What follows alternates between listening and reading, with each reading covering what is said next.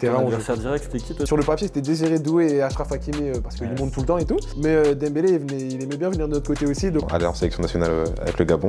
Aubameyang, il est sur la fin, il faut le nouveau. Peut-être que le foot, c'est pas fait pour moi. Je termine deuxième meilleur buteur alors que je suis piston. Et le coach, il arrive dans le vestiaire comme ça, il nous regarde droit dans les yeux. Et il nous dit, les gars, cette année, on va monter. Je crois que c'est la pire saison de ma vie. Le coach, il veut pas de moi du tout. Il me voit comme un moins que rien, mais de fou. Anecdote, on me dit, là, on va partir dans les montagnes. on me dit, on va partir dans les montagnes. Il court, il saute dans l'eau. Donc nous, on se regarde tous en mode. Mais là, on est obligé d'y aller. Donc tout le monde, tu vois, tout le monde se déshabiller, tout ça. Tous dans l'eau, on est congelés. Le latéral droit de l'époque, en fait, c'était un pro. Tu l'as mangé. Tu l'as mélangé. Et disons que j'ai fait un gros match. Donc le couloir, il est à moi. Il n'y a personne qui est dans mon couloir, c'est que pour moi. C'est vraiment tout le monde me laisse faire ce que je veux sur mon couloir. Donc... J'ai pas d'agent. Ils l'ont pris au village, ils ont dit tout. Je peux pas réussir, c'est pas possible. Et je vois, il y a quelqu'un qui me tient comme ça et moi je suis en mode, mais c'est qui? Et là je me tourne, il avait la capuche. Et moi du coup, je suis dans le... Je fais juste ça. Et là je vois, c'est le coach. À l'entraînement, il me regardait pas. Il me considérait comme un petit de la réserve, je pense, je sais pas. Tu sais pas jouer au foot, t'as rien à faire là. De la R1, je suis arrivé en National 1. J'ai joué quelques matchs, on a fait la montée en... Ouais, c'est ça que directement tu joues, t'as quelques matchs, vous montez en Ligue 2, C'est ça. Mon statut, il a changé. Le mec, il tire, paf, PSG. Alors là... Il faut que je mette le feu sur mon couloir. Je me dis, c'est mon seul objectif cette année.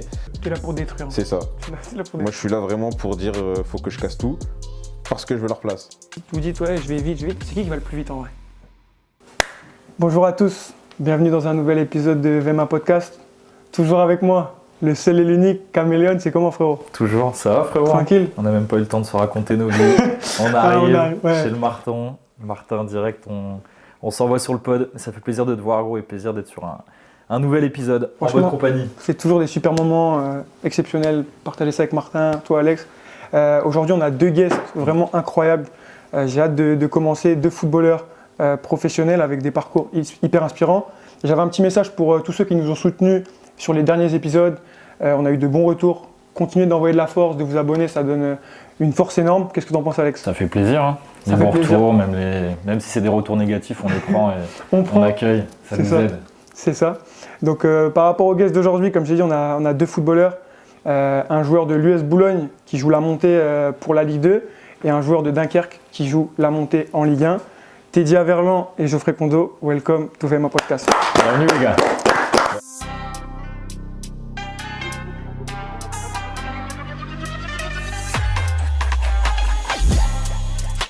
Merci. Les gars, comment ça va? Ça fait plaisir d'être ici.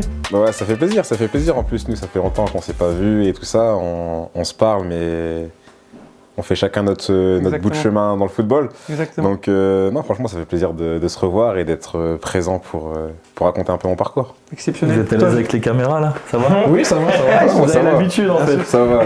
On fait comme s'ils n'étaient pas là et puis c'est bon. Ouais, c'est ça. Bah, moi aussi, très content d'être là. Ça fait toujours plaisir de pouvoir échanger avec d'autres personnes sur différents parcours. C'est toujours inspirant, même si on apprend des choses pour la vie de tous Exactement. les jours. Donc, Exactement. hâte de commencer et voilà, on va C'est- passer un bon moment, je pense. Exactement. C'est parti. Et pour commencer, c'est ce que je disais à Alex. Les gens, je pense pas qu'ils savent, mais vous avez passé une saison ensemble l'année dernière à Furiani en National 2. Et pour commencer, je trouvais intéressant de commencer par exemple avec toi, Geoffrey, où tu vas présenter rapidement Teddy en tant que joueur et en tant que coéquipier. Et dans un second temps, Teddy, tu feras la même, histoire de présenter un peu vos profils aux auditeurs. Je te laisse commencer. Présente-nous Teddy en tant que joueur, coéquipier, son style de jeu, etc. Alors, Teddy en tant que coéquipier, déjà, il faut savoir que c'est un très bon coéquipier. Il est toujours porté vers la victoire. Et c'est un leader dans le vestiaire, etc. Sur le terrain aussi, il essaye toujours de tirer le meilleur des autres. On veut des défauts là, on veut que tu nous... Ouais, Non, je suis un râleur. Il râle beaucoup parce que c'est un compétiteur, mais c'est normal, c'est ce qui fait partie de ses qualités aussi. Ok. Ses qualités sur le terrain, c'est un joueur très rapide. Il a des qualités techniques aussi. Il a une bonne finition parce qu'il est capable de jouer à tous les postes offensifs. Même Polyvalent. Exactement, il est polyvalent, même sur le couloir. Et en dehors de ça, dans le vestiaire, en dehors du terrain, il rigole beaucoup. C'est facile d'être ami avec lui. Il s'est fait beaucoup d'amis là-bas à Furiani l'année dernière. Il était apprécié de tout le monde, que ce soit du staff, des coéquipiers, etc. Donc ça témoigne de la belle personne qu'il est et du bon joueur qu'il est et qu'il va devenir. Une déclaration d'amour là.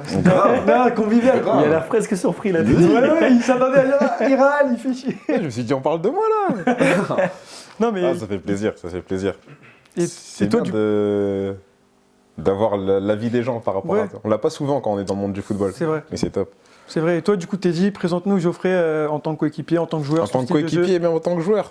En soi, c'est un grand timide. Enfin, c'est un faux timide. C'est un faux C'est un timide. faux timide. On les connaît, ceux-là. Hein Voilà, il est un peu timide et quand il est à l'aise et tout ça, c'est un très bon gars. C'est un très bon gars. Moi, je trouve que c'est malgré le peu de temps qu'il avait passé en pro avant d'arriver avec nous à Forian, c'était quand même un grand professionnel, toujours là, toujours ses affaires étaient prêtes, tout était carré. Il sait où il veut. Enfin, il sait où il veut aller, tu vois. Ok. Après, toujours plaisir. Il est toujours en train de rigoler. C'est un petit moqueur, mais discret. Ouais, je vois. Tu vois, c'est le pas mood. lui qui. Moi, tu vois, je vais me moquer sur le terrain, je vais crier à l'autre bout du terrain, ah, je vais rigoler. Lui, s'il va te faire une petite blague en douce, tu vois, en plus, quand on s'affrontait, bah, moi je joue à droite, lui à gauche, donc on s'affronte un peu en match et ça. tout. Et il lâchait toujours la petite blague, je disais, ah le chien et tout. Mais c'est entre nous, c'est un bon gars. C'est un bon gars, c'est bon délire de parler avec lui, même en dehors du foot. C'est un super mec, tu peux parler avec lui de tout, de rien. Franchement, c'est top de jouer avec Et lui. sur le style de jeu, il a parlé un peu de ta polyvalence. Lui, au niveau du poste, de ce qu'il peut faire sur le terrain. Lui, c'est sur son couloir gauche. C'est son couloir gauche, quand il est parti, c'est dur de le rattraper. Hein. Il va vite aussi. Il va très très vite aussi, mais je pense qu'on s'est permis l'un l'autre d'élever notre niveau. Dans le sens où je suis un joueur rapide, c'est un joueur rapide. Ok, maintenant comment on peut se contrer? Parce qu'on sait tous les deux qu'on va vite, bon qu'est-ce que je peux faire d'autre? Parce que la vitesse, finalement, on s'annule. Oui, c'est sûr. Et non, franchement, une belle patte gauche aussi. Il a envoyé des sacrés centres. Hein. Non, je pense que tu as fait des belles des bonnes stats en plus l'année dernière. J'ai fait Quelques passes D. Ouais, quelques passes décisives, ouais. On va revenir de toute façon sur votre parcours et sur cette saison. On va commencer avec toi, Teddy. Donc, on est de la même génération, 99, on s'est côtoyés. Tu as commencé le football à Gauchy. Ouais. Très vite, tu as rejoint donc, Saint-Quentin dans l'Aisne. Sur le foot à 11, tu as évolué un petit peu avec Saint-Quentin, jusqu'à l'équipe réserve, où ça a été tout de suite compliqué pour toi dans le monde senior. Est-ce que tu peux nous expliquer un peu ces années à Saint-Quentin, sur le début un peu de ton parcours? Bah, c'est ça, en gros, je termine avec Gauchy jusqu'en U13. Ouais. Arrivé en U13, on me dit, bah voilà, si tu veux jouer au plus haut niveau, c'est aller chercher, à l'époque c'était encore à la DH, U14 DH. Ouais. Donc j'avais le choix entre Chauny et Saint-Quentin. Saint-Quentin, c'était la ville à côté. Et pour la petite anecdote, c'est le coach qui vient parler à mon père. Et ça, genre, c'est un premier fait marquant. Ok. C'est le coach des U15 de Saint-Quentin, qui était mon surveillant, qui discute avec moi au collège, mais parce qu'il veut que je signe. Son père, c'est le coach des U14, il veut que je signe. Et mon père, tu vois, c'est l'Africain pur, vraiment, le costaud, qui parle très peu. Tout le monde a un peu peur de lui, tu vois. Et il parle pas beaucoup.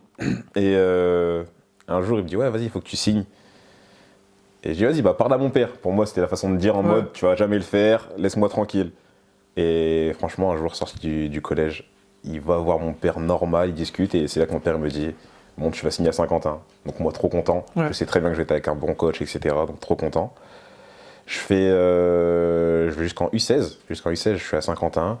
Souvent, j'étais surclassé. Sélection régionale aussi à ce C'est ça, moment-là. je fais sélection, équipe de l'Aisne, régionale et tout ça. Tout se passe bien. Mon année de 17, je pars à Aulnoy-Emery pendant un an Ah oui, c'est vrai. pour faire mon année de 17 ans nationaux. Où pareil, bon, saison compliquée pour nous, dans un très très très gros groupe. C'est Mais, dur, c'est dur hein, quand t'es en 17 NAS dans les équipes comme ça où t'as C'est pas très trop. très dur. On parle même pas de moyens, mais t'es pas dans les vrais centres de formation des clubs pro et tu sens qu'il y a une C'est petite ça. différence de niveau aussi avec certains de tes coéquipiers qui complètent plus le C'est ça, le groupe qu'autre chose quoi. c'est pas qu'on fait avec nos moyens, mais on sent la différence qu'il y a entre les clubs pro qu'on va affronter, la région parisienne, parce que même la région parisienne en soi, c'est un des niveaux déjà plus élevé, C'est autre chose, ouais. et nous. Et en plus, on voit au fur et à mesure de l'année que bah, eux, par exemple, ils vont avoir, vous allez avoir 5 entraînements semaine, nous on a 3, 4, tu vois, section sportive, c'est compliqué, il y a les cours et tout.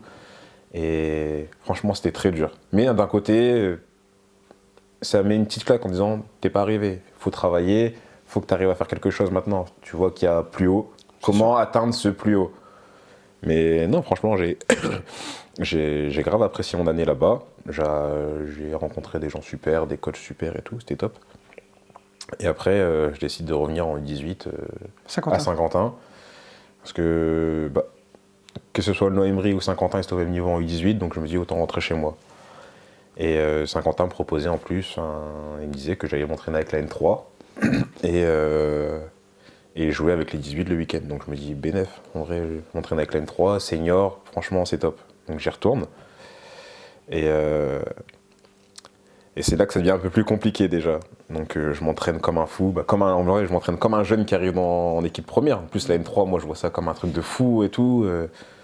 Je m'entraîne comme un fou, je fais 2 entrées contre Boulogne-sur-Mer et Dunkerque, si je dis pas de bêtises. Ah bah, Tu vois, Ouais. comme quoi, le monde, finir le podcast c'est maintenant. vraiment de la folie. Mais voilà, j'ai des phases, je m'entendais très bien avec l'adjoint, il m'aimait très bien, David Desbonnets, et j'ai eu des genres de phases où il me convoque, il me dit ouais, t'es convoqué à domicile, moi trop content et tout ça, vendredi soir on me dit ouais, samedi matin il m'appelle pour me dire bah écoute, il y a un joueur qui râle parce qu'il n'est pas convoqué, en gros bah t'es pas convoqué. Donc tu vois, première claque. Et là je me dis c'est tout, peut-être que la N3 c'est trop haut pour moi, et je décide de venir à Itancourt, donc le petit club de village à côté. Donc j'ai 17-18 ans. c'est de la régionale 1 pour préciser, Ouais, c'est de la régionale 1. Voilà, régionale 1. Et par contre là-bas, genre le changement de statut, il est direct. Direct, j'arrive, c'est en mode, je suis le petit prince. Le petit prince, la petite pépite et tout ça. Genre tout le monde accueillant. En plus, vous connaissez les clubs de village, c'est très accueillant et tout ça, très chaleureux.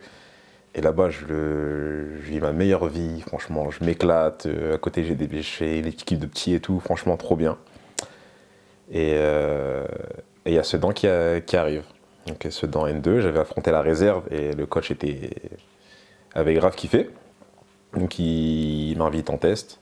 Je fais un match amical je crois que c'était fin juin, un truc comme ça. Match amical là-bas, on gagne 5-2, je mets doublé, enfin franchement je me suis régalé et tout. Il m'explique que la première va reprendre bientôt. Ok. J'ai pas fait ma prépa, donc je peux pas reprendre comme ça. Ils disent repose-toi, pars en vacances, tu reviens avec la réserve, tu fais la prépa en réserve, une fois que c'est fini, tu vas avec l'équipe première. Donc je me dis ok, c'est que du bénéf en vrai. Moi je monte en N2, vraiment que du bénéf. Pendant la prépa, je me blesse. Je me fais une entorse à la cheville. Il faut savoir qu'à l'époque, j'ai pas de logement. Genre je vis au château. Donc c'est tout, je demande à aller voir le kiné. On me dit qu'il n'y a que le kiné de l'équipe première. Et je vais le voir, et en gros, il me dit je te prends pas. T'es Moi, pas je prends de que les l'équipe joueurs, première. il dit je prends que les joueurs de l'équipe première. La douille. Tu vois le truc? Et moi, je suis en mode je fais comment? Je suis blessé, je vis ici, et je connais pas de kiné, rien. Je sais même plus si à l'époque j'avais une voiture. Du coup, je dis est-ce que je parle avec mon entraîneur de la réserve? Je dis est-ce que je peux aller chez moi, faire soigner? Moi, j'ai un kiné dans ma ville, de toute façon, je peux rien faire. Ouais. Il faut attendre que je rentre chez moi me soigner et je reviens. Il me dit ok, pas de souci et tout. Mais t'appelles pas des coachs et tout à ce moment-là, enfin tu. J'ai aucun lien avec le coach de l'équipe première. En gros, mes liens avec lui, c'est un, je sais même pas comment on peut dire. Tu vois, c'est un peu un homme à tout faire qui bascule entre la réserve, qui fait aussi les jeunes, l'équipe C'est un première. peu et tout. l'intendant. C'est ça. Ouais. Et donc ils me disent ok. Et donc je pars, donc avec la permission du coach de la réserve. Hein. Je pars, je reviens au bout de 3 semaines. Déjà au bout de 3 semaines, ils pensaient que je comptais pas revenir. Je commençais, je comptais pas revenir. J'ai dit que je revenais. Donc c'est tout. Finalement, ça s'arrange un peu. Et 2 semaines après, il y a un dirigeant, comme on a un peu dans tous les petits clubs, un petit vieux qui est toujours au club, qui connaît toute l'histoire du club, toute la vie du club. Et il vient me voir et fait t'es où là pendant 3 semaines? Du coup, je l'explique, j'étais blessé et tout. Je me dis, ça se trouve, lui, il savait pas. Et il me dit, le coach de la première, il le cherchait. Non, C'est vrai, c'est C'est réel. une folie. Il me dit, je dis, mais comment ça, il me cherchait? Il me dit, oui, il te cherchait. Il voulait t'intégrer à une séance, il te cherchait. Et je dis, mais moi, j'étais blessé, enfin, j'ai prévenu et tout. Il dit, lui, il est pas au courant. Et en gros, les coachs, ils ont dit, non, on sait pas, il est où t'es dit. En gros, il est parti, on sait pas il est où. Donc, je suis en train de me dire, là, ça se trouve, le coach de la première, il pense que, limite, je suis un branleur, tu vois. Ouais. Je suis un branleur, je viens vite faire la prépa, je me T'es blesse, pas je reviens sérieux. plus, tu vois. Ouais. Et donc, je pète un plomb à l'entraînement, je me suis en réserve. Et lui, là, le petit vieux, il me dit, ouais, c'est pas grave, tu vois. Il me dit, ouais, t'inquiète, c'est pas grave, on va leur dire, et puis, continue à faire ton chemin en réserve, tu vas remonter. Et je vois, ça arrive jamais, je vois des autres, ils y vont et tout. Genre, moi, je me vois, en plus, en réserve, je me vois plus performant qu'eux, plus fort qu'eux. Et c'est encore plus frustrant de le voir que lui va monter et moi, je suis encore là, je galère. Et je pense que ça m'a porté préjudice. Après, je sais pas si le Il coach t'avait finalement fiché, il aura. c'est sûr. Voilà. Ouais. Il t'avait fiché, T'as c'est mal comme commencé ça. dès le C'est début. comme ça. Voilà, genre, il a eu une mauvaise image de moi direct. Et quand c'est comme ça, c'est dur à enlever. Et après, il y a eu le Covid. Et pareil, le Covid, quand il arrive, nous, on sait pas trop, hein, pour les footballeurs, on savait pas trop comment ça se passait pour nous. Et pas de nouvelles. Je me souviens, j'étais avec un mec que j'avais rencontré là-bas, il s'appelait Benjamin Bogmis. Et en fait, on n'a pas de nouvelles. On sait pas si on va être payé ou non. Est-ce qu'on peut rester ou non, on s'entraîne ou pas. Sauf qu'il y a le logement à payer, il y a tout. Et un mois, pas de nouvelles. Tu vois, c'est bizarre, je dis, vas-y, j'appelle le fameux mec qui est l'homme à tout faire là. Je dis, bah écoute, comment ça se passe? Il y a le Covid, enfin, tout va être fermé, comment ça se passe? Est-ce qu'on va être payé ou pas? Et il me dit, bah non, c'était pas prévu, tout a arrêté. Sauf que le confinement, il allait arriver là. Donc un bordel pas possible pour essayer de rendre mon logement et tout ça pendant le confinement. Donc fallait faire des trucs, ma mère elle a tout fait pour m'aider. En plus, il fallait changer de région pour partir dans les Ardennes, donc encore plus compliqué pour avoir un bon... C'était quoi déjà un papier de sortie là? Puisque c'était J'ai des vu, feuilles de mais sortie. voilà. Ouais. Ouais, le Covid, c'était fou. C'était une dinguerie. Et même pour trouver genre un camion pour déménager et tout, c'était de la folie. Et finalement, je suis revenu à Saint-Quentin, grâce à David Desbonnets que j'ai rappelé. Je dis voilà, j'aimerais revenir. Et je reviens, je m'entraîne avec la première, mais dès le début, encore une autre phase. Lui, il est OK, le coach, il est pas trop OK. Enfin, il dit oui, mais sans plus. Donc moi, trop content, je me dis voilà, je reprends avec la N2 et tout, trop bien. Et David Desbonnets, il m'envoie un message, ouais, je sais plus, c'était une reprise genre le 2 juillet. Et je dis ok, pas de souci. Et je vois en fait le 1er juillet, il y avait déjà un premier jour, mais en fait c'était le jour où il présentait les recrues. Et le coach, il me voulait pas de moi en mode sur la photo des recrues, etc. Donc là je me dis, ouais, ça rend bizarre, c'est reparti et tout. T'étais en option. C'est ça, Mais c'est intéressant de voir qu'à chaque fois, tu vois, c'est ça. tu prends des claques et tu... Et je me dis c'est tout, je me la donne. Et franchement, je crois que c'est la pire saison de ma vie. Le coach il veut pas de moi du tout, il me voit comme un moins que rien, mais de fou. Genre en mode, le coach droit dans les yeux en pleine séance, genre je vais louper une passe ou pas comprendre l'exercice. Et moi quand je comprends pas, je le dis, tu vois, je dis ouais, j'ai pas compris l'exercice. Et là il me dit mais ouais, dans des trucs, mais t'es con ou quoi, tu vois. Ah, il te C'est une folie, ridiculise devant tout le monde. de malade. C'est une dinguerie. Des fois, il disait, ouais, j'ai jamais vu un joueur aussi nul. Ou, oh, c'est compliqué le football pour certains ici, tu vois. Ça, c'est qu'il veut vraiment faire partir ça. C'est dans la tête de fou. Et moi, je suis là. Donc déjà, t'as les anciens qui te crient dessus quand tu loupes la moindre passe. Genre, et le coach qui te fume aussi. Je dis, ah ouais, je peux pas rester dans ces conditions-là. Je fais, c'est pas possible. Donc je faisais mon petit bout de chemin en réserve, en R3. Et attends, toi à ce moment-là, t'as quoi comme optique dans ta vie pour le football? Genre, à ce moment-là, tu te dis, bon, je vais aller au fur et à mesure, je sais pas, tester N2, ou enfin N3, N2. Ouais. T'as un plan de carrière? Tu penses au monde professionnel ou pas? En fait, pas trop, parce que tu vois, on arrive à l'après-Covid, donc c'était bizarre, Ouais. tu vois, c'était pour jouer, il fallait faire des tests, etc. J'étais plus en mode, bah déjà, du coup, j'ai dû revenir chez ma mère, donc trouver de l'argent pour reprendre mon indépendance. Donc je faisais surveillant à côté. Et j'avais aussi ce truc de, mais est-ce que le foot ça va vraiment rester avec le Covid? T'es Le en Covid R3 à était ce bizarre. moment-là. T'es en R3, il y a une Je suis en réalité. R3, le coach il me défonce à chaque entraînement. Genre, c'est le mental. C'est vraiment qu'au mental. Mais tu vois, je te remercie parce que c'est bien, tu prends bien le temps d'expliquer tous les obstacles que tu as eu, tu vois. Ah, Là, les gens, ils te voient, c'est ça. attaquant de Boulogne, national, tu mets des buts, etc. Mais ils savent pas ça. Ouais, Un c'est camion pendant le Covid, le Mais coach oui. qui dit que t'es nul, enfin, tu vois, c'est hyper intéressant. C'est là où, tu vois, C'est vrai, non, mais devant tout le monde, on C'est une est folie. Ouais, C'est une folie. Et tu vois, sur 2 ans, je passe de un coach, il sait pas qui je suis, il pense que je suis un Ouais. délinquant de fou dans le football, etc. Les autres, ils disent n'importe quoi sur moi. Je retourne dans ma ville et tout. Je me dis, ah, c'est bon, vas-y, on repart un peu C'est ça. chez soi et tout, on va se reprendre. Le coach, il me défonce encore plus que le premier. Je dis, je vais jamais m'en sortir. Je fais, c'est ça en fait, tu vois, le niveau. Je vais pas réussir, c'est pas possible. Et en plus, quand t'entends ça toute l'année, tu vois, tu l'entends 1 ou 2 fois, ouais, t'es commences gaze. à y croire. Ouais, C'est ça. mais là, tu Finis vois, par y t'es croire. nul, tu sais pas jouer au foot, t'as rien à faire là et tout. Tu te dis, ah ouais, des fois, genre, j'arrive à l'entraînement, ils disaient, non, toi, tu t'entraînes avec la réserve, tu vois. Donc, t'es habillé, tu pars sur. Bah, tout le monde va à l'entraînement, toi, tu retournes dans le vestiaire pour te changer parce que l'entraînement de la réserve, genre, elle est 1 heure ça. après, où t'attends habillé comme un con, tu vois. Et c'est dur. C'est la saison d'après où tu vas vraiment commencer à marquer, etc. C'est Avant de ça. passer à la saison d'après, on va passer sur Geoffrey. Vas-y. Sinon, on va faire un full. Il était Ah, parti sinon, là, je mais vais tu faire- m'as franchement exceptionnel. Tu Ah t'as là, bien je suis lancé, expliqué. sinon après. Quand t'es là, lancé. Non, là, on est là jusque demain. mais c'est intéressant parce que, comme j'ai dit, tu as bien expliqué tous les obstacles. C'est Geoffrey, en jeune, c'est un petit peu différent, mais c'est aussi compliqué pour toi, si je ne me trompe pas. Tu étais dans des petits clubs, tu as fait Bove, Cagny, mais tu signes très vite à Camon. C'est ça. où tu as fait ta vraie formation là-bas, tu as fait plein de saisons, etc. Tu étais un petit peu en retard physiquement, c'est ce qui a un petit peu ralenti les choses. Et surtout, je vais te demander ça en premier, tu as refusé le club un peu phare de la région, Amiens, sur plusieurs saisons. Donc un peu comme tu as dit, est-ce que tu peux nous expliquer ces premières années en jeune avant d'arriver au monde senior? Donc ouais, comme tu l'as dit, je suis passé d'abord par des petits clubs. À côté de chez moi, j'ai commencé le foot à 4 ans. J'étais dans un petit club à Bove pendant 2 ans. Après, je suis parti à Cagny jusqu'à mes 11 ans.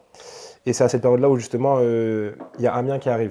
Amiens qui aimerait bien me récupérer dans leur école de foot. À quel âge à peu près? 12-13 ans à peu près? J'avais 11 ans. Ouais. La première approche, j'avais 11 ans. Voilà, ils allaient beaucoup voir mes matchs le week-end. Ils parlaient avec mes parents, avec mon entraîneur, etc. Et j'avais l'opportunité, du coup, à 11 ans, de rejoindre l'Amiens SC ou de rejoindre l'US Camon. Et en fait, j'ai fait les essais à Camon, où j'ai rencontré des amis que je côtoie encore aujourd'hui, etc. Et en fait, j'ai tout de suite... Tu t'es bien sorti. Ouais, exactement. J'ai accroché directement avec l'ambiance qu'il y a là-bas. Le club, c'est un club convivial, chaleureux, etc. Donc, moi, j'avais 11 ans pour un nouveau club, entre guillemets. C'était parfait pour moi. Donc, j'ai décidé de rejoindre l'US Camon. Donc, premier refus concernant Amiens. Ensuite, de mes 12 ans jusqu'à mes 14 ans, je suis toujours à Camon. Et sur ces 3 années-là, en fait, Amiens continue de venir, notamment ma première année à Camon, où il venait à mes entraînements aussi. Il parlait avec mon coach, avec celui qui m'a ramené à Camon, le recruteur de l'époque. Et voilà, il m'est arrivé même d'avoir des réunions avec eux. On a été invités au centre de formation à Amiens avec mon père. Je me souviens, on avait une réunion. Et voilà, à la fin de la réunion, il m'a demandé qu'est-ce que je voulais faire. Parce que voilà, lui aussi, il avait son avis sur la question. Donc je lui ai dit que je voulais rester à Camon. Parce qu'à ce moment-là, en fait, nous, notre équipe, on était meilleur que l'équipe d'Amiens de notre âge. Et je ne m'étais pas projeté sur l'avenir, en fait. Moi, je pensais qu'à mon plaisir personnel. Voilà, je voulais jouer au foot avec mes amis, etc. Donc c'était pour moi juste un plaisir, une passion. C'est pas commun quand même en vrai, un jeune qui a un club professionnel qui te contacte et qui reste dans un club, l'équipe première était en R2 ou R1. C'est ça. Mais en fait, tu l'as bien expliqué, tu prenais du plaisir avec ton équipe. Et Voilà, tu c'est voulais pas cool. C'est cool. Il n'y avait pas l'idée de je vais être footballeur pro, je vais être t'étais footballeur pas pro. C'était animé vraiment que déjà du à ce kiff. moment-là de J'avais toujours ce rêve. ce rêve, mais Ouais, j'avais toujours cet objectif, ce rêve, mais en fait, je me projetais pas déjà. Voilà, à cet âge-là, je prenais vraiment que du plaisir à jouer le week-end, à venir m'entraîner. J'avais 2 heures d'entraînement, etc. Et j'en profitais pleinement. Voilà. Et en fait, Amiens, je savais pas s'ils étaient en Ligue 2. Moi, tout ça, je m'en ouais, toi fichais. tu calculais pas, t'étais. Voilà. Et donc voilà, de mes 12 ans jusqu'à mes 14 ans, Amiens était toujours là. Donc après mes 14 ans, ils ont arrêté de venir me Vous n'allez démarcher. pas revenir chaque année. Hein. Donc voilà. Et c'est à partir de là aussi, comme tu l'as dit, que j'ai eu des petits problèmes de croissance. De mes 14 ans jusqu'à mes 18 ans, on va dire, ma croissance, elle a pris du temps à démarrer. Donc j'ai été beaucoup blessé. J'ai joué ma première année sur grand terrain, donc en U14, en fait, notre équipe elle était en U15 district. Donc j'ai fait une première année en U15 district. Ma deuxième année en U15, du coup, j'étais en R2, je crois, à l'époque, ou PH, quelque chose comme ça. Ensuite, on a joué les U16 R1 avec Camon. On est monté en U17 nationaux. Je crois que c'est la deuxième génération du club qui a joué dans ce championnat. Donc pareil, comme Teddy le disait, quand on joue face à des clubs professionnels, face à des centres de formation, c'est très compliqué parce qu'il y a un écart, etc. Et ça a été une saison très compliquée pour moi parce que sur toute la première partie de saison, tous les matchs allés, j'ai joué 0 minutes. Parce que moi, je sais que j'avais pas forcément le niveau, mais même en travaillant, etc., mon déficit athlétique faisait que le coach il ne me faisait pas confiance. Donc, j'ai continué de travailler, j'ai pas abandonné, mais à cette période-là, c'est vrai qu'il y a un seul moment dans ma vie où j'ai pensé à arrêter le foot, entre guillemets, à savoir si vraiment c'était fait pour moi. C'était quand, durant cette période, je jouais très peu, je jouais pas du tout. Et en fait, je continuais de me blesser parce que dû à ma croissance, en fait, je m'entraînais et ça tirait sur mes adducteurs, etc. Et je me blessais. J'avais des douleurs au psoas très souvent, ça revenait très, très fréquemment. Et donc voilà, je me suis posé la question de Ça a savoir. été le gros moment de doute, quoi. Exactement, ça a été là où je me suis dit peut-être que le foot, c'est pas fait pour moi. Ouais, j'allais en cours de français, etc. Je m'en souviens, je pensais à ça sur la passerelle. Et après, ça a duré 10 secondes cette pensée. Mais voilà, c'était marquant pour moi parce que avec le recul, ça aurait pu être un choix qui aurait pu changer ma vie. Mais je me permets de te couper, mais parce que les gens, peut-être, je ne l'ai pas encore dit, mais vous avez deux parcours vraiment incroyables. Comme on a dit avant de tourner, toi, c'est vraiment step by step. On va continuer. N3, N3, tu n'as quasiment pas joué en N3. Oui, tu as fait N2, N1, enfin, tu vois, step by step. Mais toi, tu as pris l'ascenseur. C'est-à-dire que tu es parti de R1 au niveau national, même Ligue 2 juste après. Est-ce que tu peux me parler justement de cette saison en senior? Donc là, rapidement, avec Camon, tu montes en senior. Ouais, c'est ça. Et tu passes de R1 au club pro que tu es actuellement. Est-ce que tu peux nous expliquer un peu cette saison et comment ça se passe, tu vois? Ouais, c'est ça. C'est pas commun, tu vois. En arrivant en senior, donc à mes 18 ans, déjà on me change de poste déjà, parce que le petit qui court longtemps, etc., qui court un peu vite, les attaquants, on va laisser les anciens. Le petit, on va le mettre un peu derrière, on va le mettre latéral gauche. Et voilà, je me suis plus au poste. Donc ma première saison en senior, j'ai joué avec l'équipe réserve du club de Camon. On était en départemental 1. Ensuite, il y a eu la saison Covid. C'était la saison Covid. C'était la saison Covid? Non, c'était juste après la saison Covid. Ensuite, donc ma deuxième année en senior, pareil, j'intègre l'équipe première, en R1 cette fois, du coup, toujours au poste de latéral gauche. Et dans notre championnat, en fait, on a l'équipe réserve de Dunkerque. On joue contre l'équipe réserve de Dunkerque. Le match aller, j'ai pas pu le jouer parce que j'étais blessé. Et par contre, le match retour, on a joué là-bas, du coup, au stade Tribu. Et sur ce match-là, le coach, il m'aligne ailier gauche. Donc déjà pour moi c'était un petit peu spécial parce que ça faisait 2 ans que je jouais latéral gauche et là je me suis dit en plus j'avais vu ça comme une opportunité parce que voulant toujours devenir professionnel, quand on joue contre un club pro on essaie de se faire remarquer. Donc je me suis dit je vais jouer sur mes qualités, je vais tout donner. Et en fait Dunkerque ils avaient fait redescendre quelques pros, il y avait quelques pros et le latéral droit de l'époque en fait c'était un pro. Tu l'as mangé. Tu l'as mélangé. Et disons que j'ai fait un gros match. Il veut rester modeste. Il l'a mangé. C'est pas son nom. J'ai fait un gros match et du coup à la fin le recruteur il est venu me parler un petit peu, Salomon Kachala. Il est venu me parler, et voilà, il s'est présenté et il m'a dit qu'il aimerait bien qu'on se revoie pour des essais. Donc 10 jours après ce match-là, j'ai passé des essais à Dunkerque, les seuls essais de ma vie dans un club professionnel, les seuls. Et voilà, j'ai passé 3 jours à Dunkerque, ça s'est très bien passé.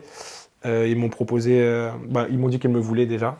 Et après, quelques jours après, ils m'ont dit qu'ils allaient me proposer un contrat professionnel. Donc, c'est la fête, ouais. Là-haut dans la tête. Ouais, dans ma tête, moi, c'était déjà quelque chose d'incroyable parce que faut savoir qu'à cette période-là, j'étais à la fac. Je passais ma première année de stage, c'était le concours kiné.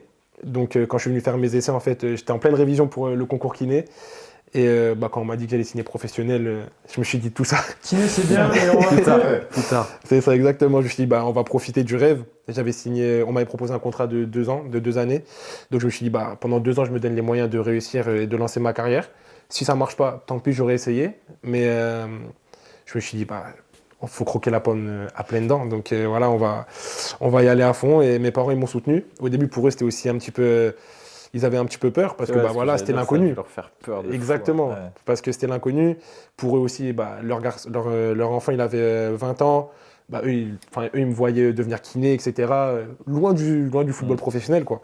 Et du coup, là, leur dire que j'allais devenir footballeur professionnel, pour eux, c'était un choc, c'était quelque chose de nouveau parce qu'on ne connaissait pas ce monde-là. T'as un agent à ce moment-là ou pas? Pas du tout. Ouais. Pas du tout, j'ai pas d'agent. Ils l'ont pris au village, ils ont dit... C'est ça, non, mais c'est fou, hein. C'est exceptionnel. J'ai pas d'agent. Du coup, avec mon coach de l'époque de Camon, c'est lui qui entre guillemets, s'occupait de moi et qui parlait avec le club de Dunkerque. Un ancien pro. Exactement, c'était Titi Bwengo. Ouais. Exactement, c'était Titi Bwengo. Et du coup, il m'a dit qu'on allait se rapprocher d'un avocat, mandataire sportif, pour gérer les contrats, pour pas que je me fasse arnaquer, etc. Surtout, ouais, t'es pas du milieu. Donc j'ai signé un mandat de 2 ans avec mon avocat de l'époque. Et voilà, j'ai passé mes 2 ans à Dunkerque. Donc de la R1, je suis arrivé en National 1 parce qu'il venait de redescendre de Ligue 2. J'ai joué quelques matchs, on a fait la montée en... Ouais, c'est ça, directement tu joues, t'as quelques matchs, vous montez en Ligue 2, c'est ça. C'est fou. C'est fou. C'est ça. C'était quelque chose d'incroyable. Parce que moi, je leur disais, je leur répétais ça toute la saison. Je leur disais, les gars, moi, l'année dernière, je vais la monter en N3 avec mon club de R1. Et là, on va peut-être monter en Ligue 2, etc. Donc, On fait pas un petit parcours en Coupe de France où tu joues aussi cette année-là, on fait, je crois qu'on va jusqu'en 32e de On finale. joue Auxerre, si je me Exactement. trompe pas, et vous perdez. C'est ça, on joue au CR. J'avais été titulaire pour ce match-là aussi. Donc, 6 mois avant, j'étais en R1. Et là, je me retrouve à Tu jouer jouais contre. des clubs du Nord, là, avec les patelins du coin, Exactement, c'est c'est ça. Et du coup, on s'est fait éliminer au penalty, malheureusement. Mais voilà, on a fait une belle saison. On a terminé par monter. On a terminé 2e du championnat. Et ensuite, voilà, ils m'ont dit. J'ai une petite question avant de Ouais, repasser pas de sur Teddy. T'as pas fait de centre de formation. Non. Ce recruteur, cette personne qui t'a scouté, Mhm. qu'est-ce qu'elle voit en toi quand ils viennent, quelle est la qualité qui a tapé à l'œil? Comment? Parce qu'il fait un pari en vrai. Tu vois, il Ouais, dit, exactement. je l'ai bien aimé sur un match, et ils te mettent un contrat, enfin, il y a eu l'essai, etc. Mhm. Mais ça va quand même très vite. Puis quelques semaines après, tu joues, tu enchaînes les matchs. Qu'est-ce qu'il a vu? Qu'est-ce qu'il te dit dans le discours? Déjà, lui, il me suivait depuis quelques mois avant ma saison R1, parce qu'en fait, on avait joué un amical avec Camon, on avait joué un amical contre les pros de la MSC. Ah, ok. On avait joué un amical contre les pros de la MSC, on avait gagné 3-0 d'ailleurs. Voilà, ça sera un bon souvenir pour tous mes coéquipiers. On avait gagné 3-0 et j'avais joué ce match-là, latéral droit par contre. Et il était dans les tribunes. Donc voilà, il avait coché mon nom comme quoi c'était un joueur à suivre, etc. De par mes qualités athlétiques, justement, c'est ce qui ressortait le plus à ce moment-là. Et donc ouais, après, quand il m'a joué contre Dunkerque, pareil, les qualités athlétiques, elles sont ressorties, etc. tout au long de la saison. Et par rapport, en fait, je pense qu'il m'a appris par rapport au style de jeu que Dunkerque prônait à ce moment-là. On jouait avec des pistons. Et en fait, jouer piston gauche avec mes qualités, c'était parfait.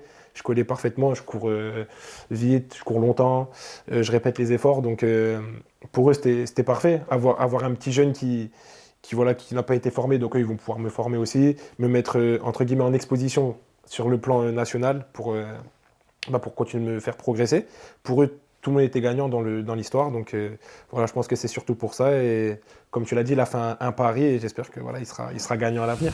Non, c'est top. Et en plus, l'aspect athlétique, c'était un peu ce qui te portait défaut en très jeune, tu as eu des blessures, Exactement. etc. C'est ça. Et au final, c'est ces qualités qui lui ont plu. Exactement, c'est ça. Exceptionnel. Et même T'es- c'est la mentale aussi, je trouve, la mentale. Parce Le que oui. autant moi, en vrai c'était que du foot, je pouvais continuer. Lui c'est son corps qui lui disait en mode... La blessure, c'est etc., mort. c'est différent. Genre il s'entraînait, il se blessait, genre c'est son corps qui lui disait non. Donc c'est encore plus dur C'est à différent. La blessure, à c'est- vouloir revenir alors que c'est ton corps qui te dit non. Moi je trouve que Ouais, ça c'est la passion. c'est hein. un truc de fou. Ouais, En vrai c'est vraiment du mental.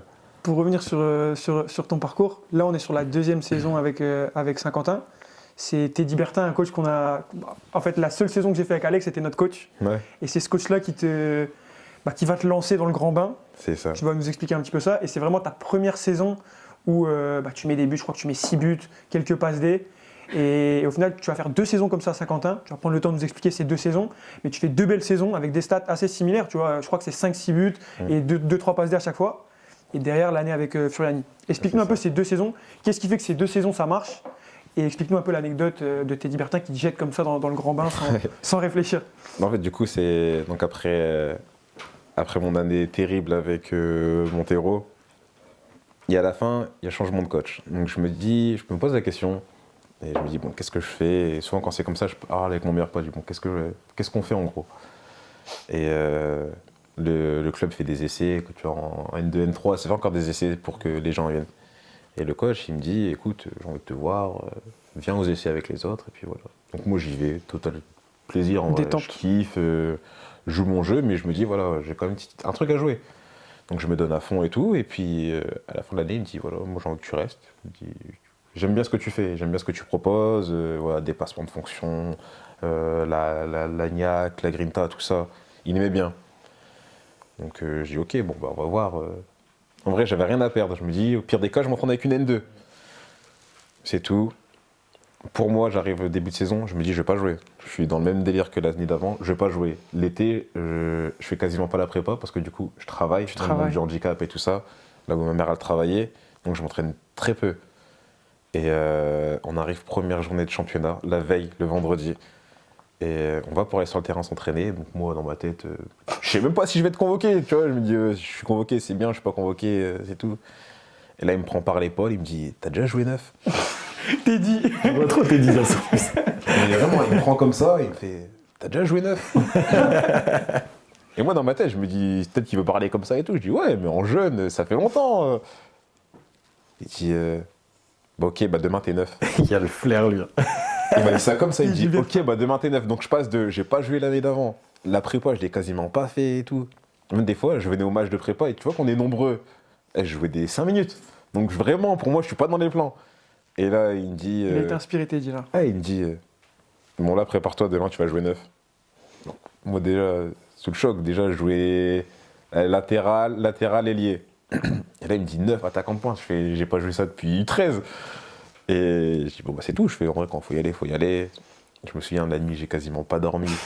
J'ai pas dormi de C'est la contre nuit. qui le match? Je regardais Saint-Maur-Lusitanos en plus, Ah donc ouais. une équipe parisienne, tu vois, c'est dur. Solide. Costaud. Les deux sont ça. En vrai, t'es là, c'est pas un cadeau. C'est pas un cadeau. Je regardais que des vidéos et tout ça, attaquants, skills, en gros, pour savoir comment ça se plaçait et tout, tu vois. J'essayais de trouver, genre, je me souviens, j'avais regardé Agüero parce que j'ai dit, oui, il est tout petit et tout. Je fais, moi, c'est sûr, physiquement, je suis mort, je peux pas regarder un Lukaku et tout. Donc, j'essayais de regarder comment il se plaçait et tout, pour prendre un maximum d'infos et me dire, vas-y, maintenant, faut que je le fasse. Et à l'époque, il y avait l'attaquant qui était blessé, donc je crois que c'est un ancien pro.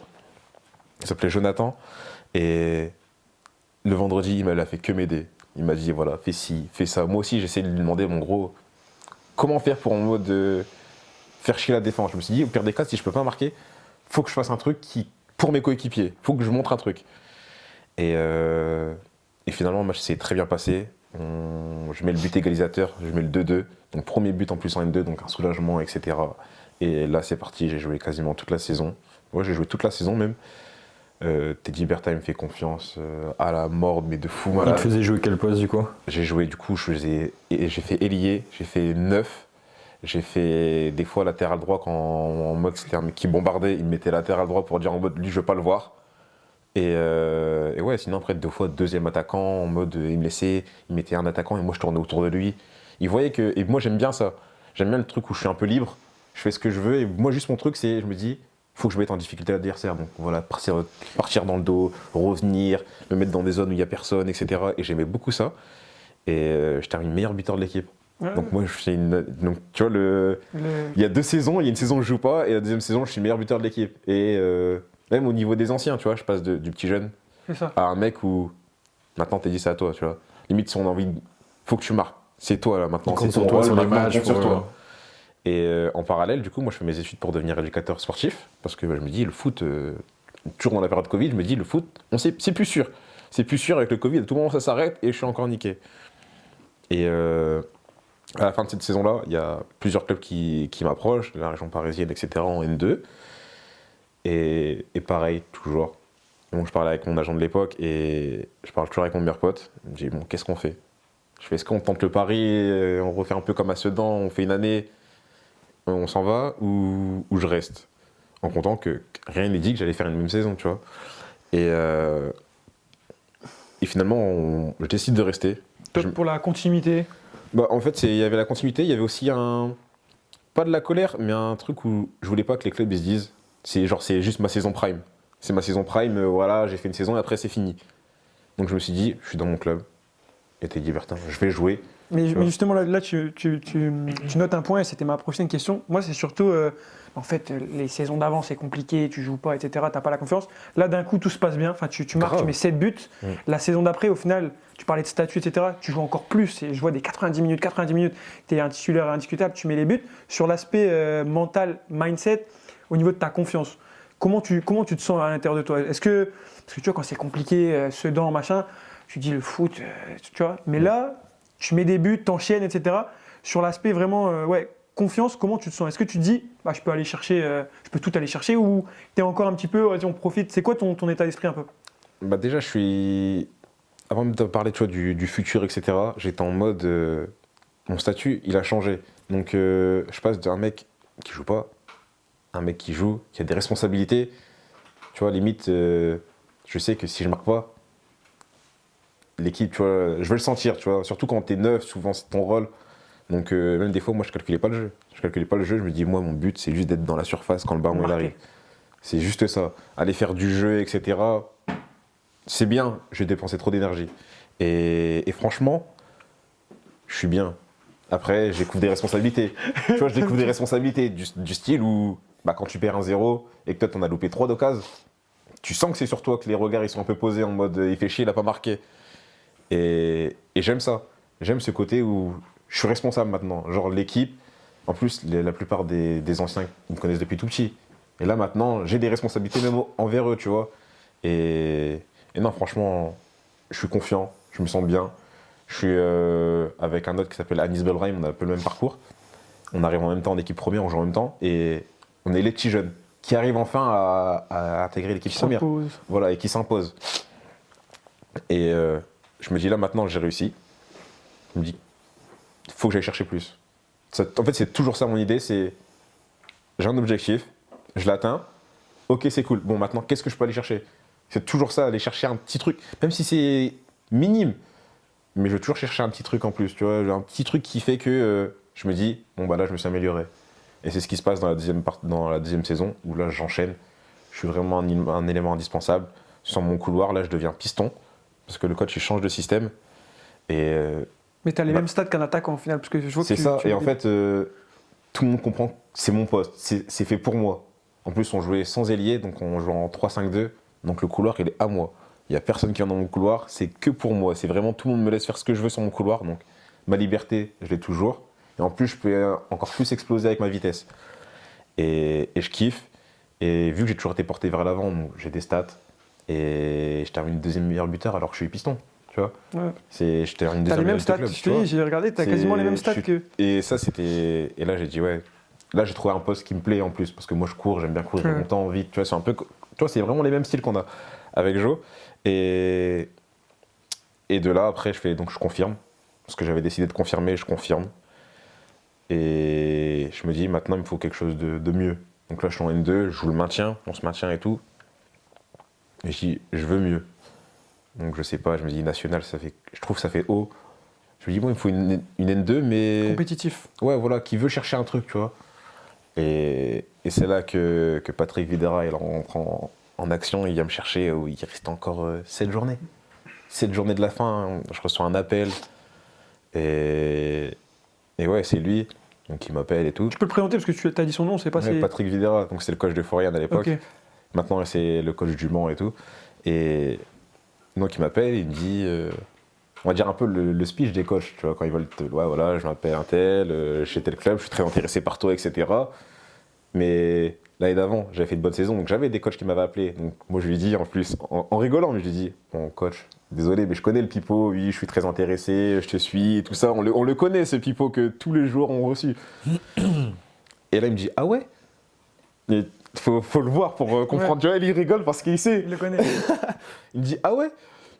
Et il me dit, par hasard, tu joues piston? Je dis, ouais.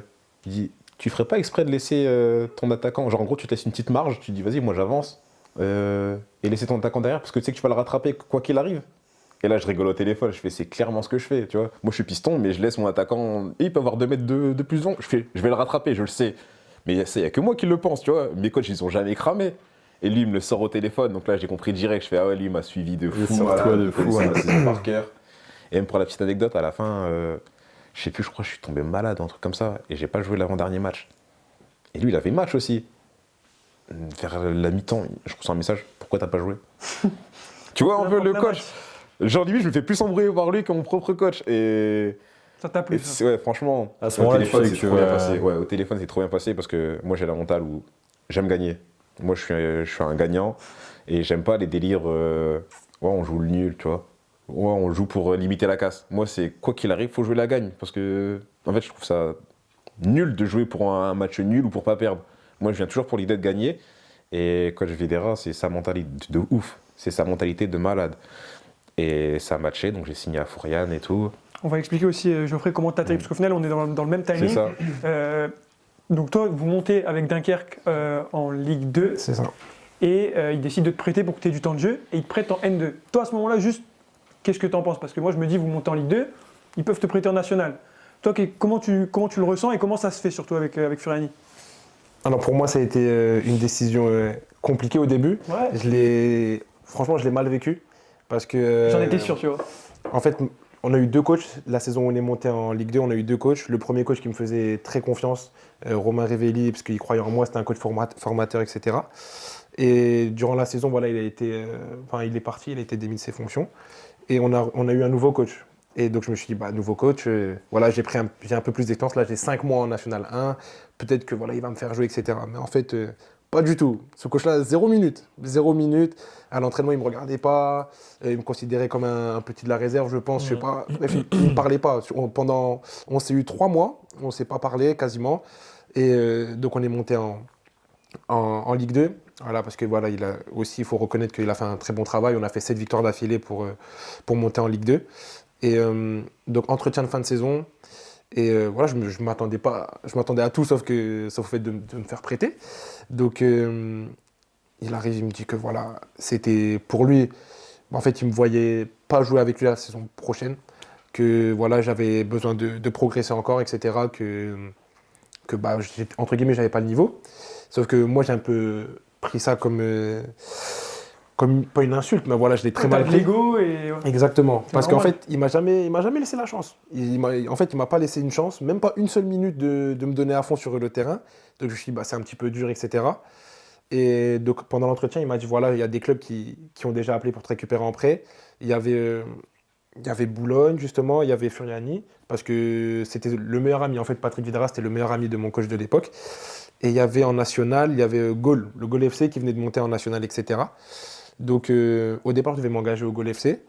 Et voilà, durant l'été, il y a eu plusieurs choses qui se sont passées. Mercato, Voilà, tout ça. exactement. Donc au final, je m'engage à Furiani. Et en fait, comme tu as dit, le coach, il m'appelle.